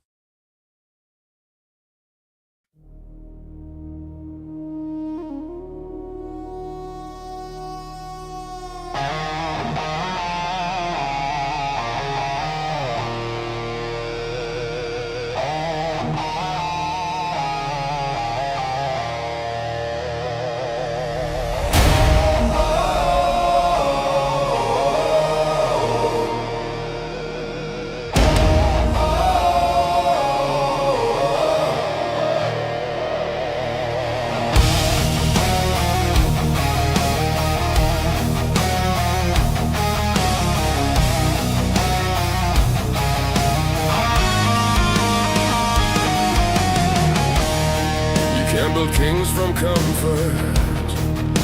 You forge them in the flame. The weak may drown in luxury, but the strong remember pain. The age of pampered princes fades. The iron's core remains. Stand tall, my brothers, rise again with iron in your veins. Soft hands scrolling screens in shame. Forgot the father's name. Pillow talk and protein shakes. While the world still bleeds in vain. They flinch at truth, they run from heat. Trade steel for silk and tweeds. But sons of men were made from pain, not filters, likes, or cheating. So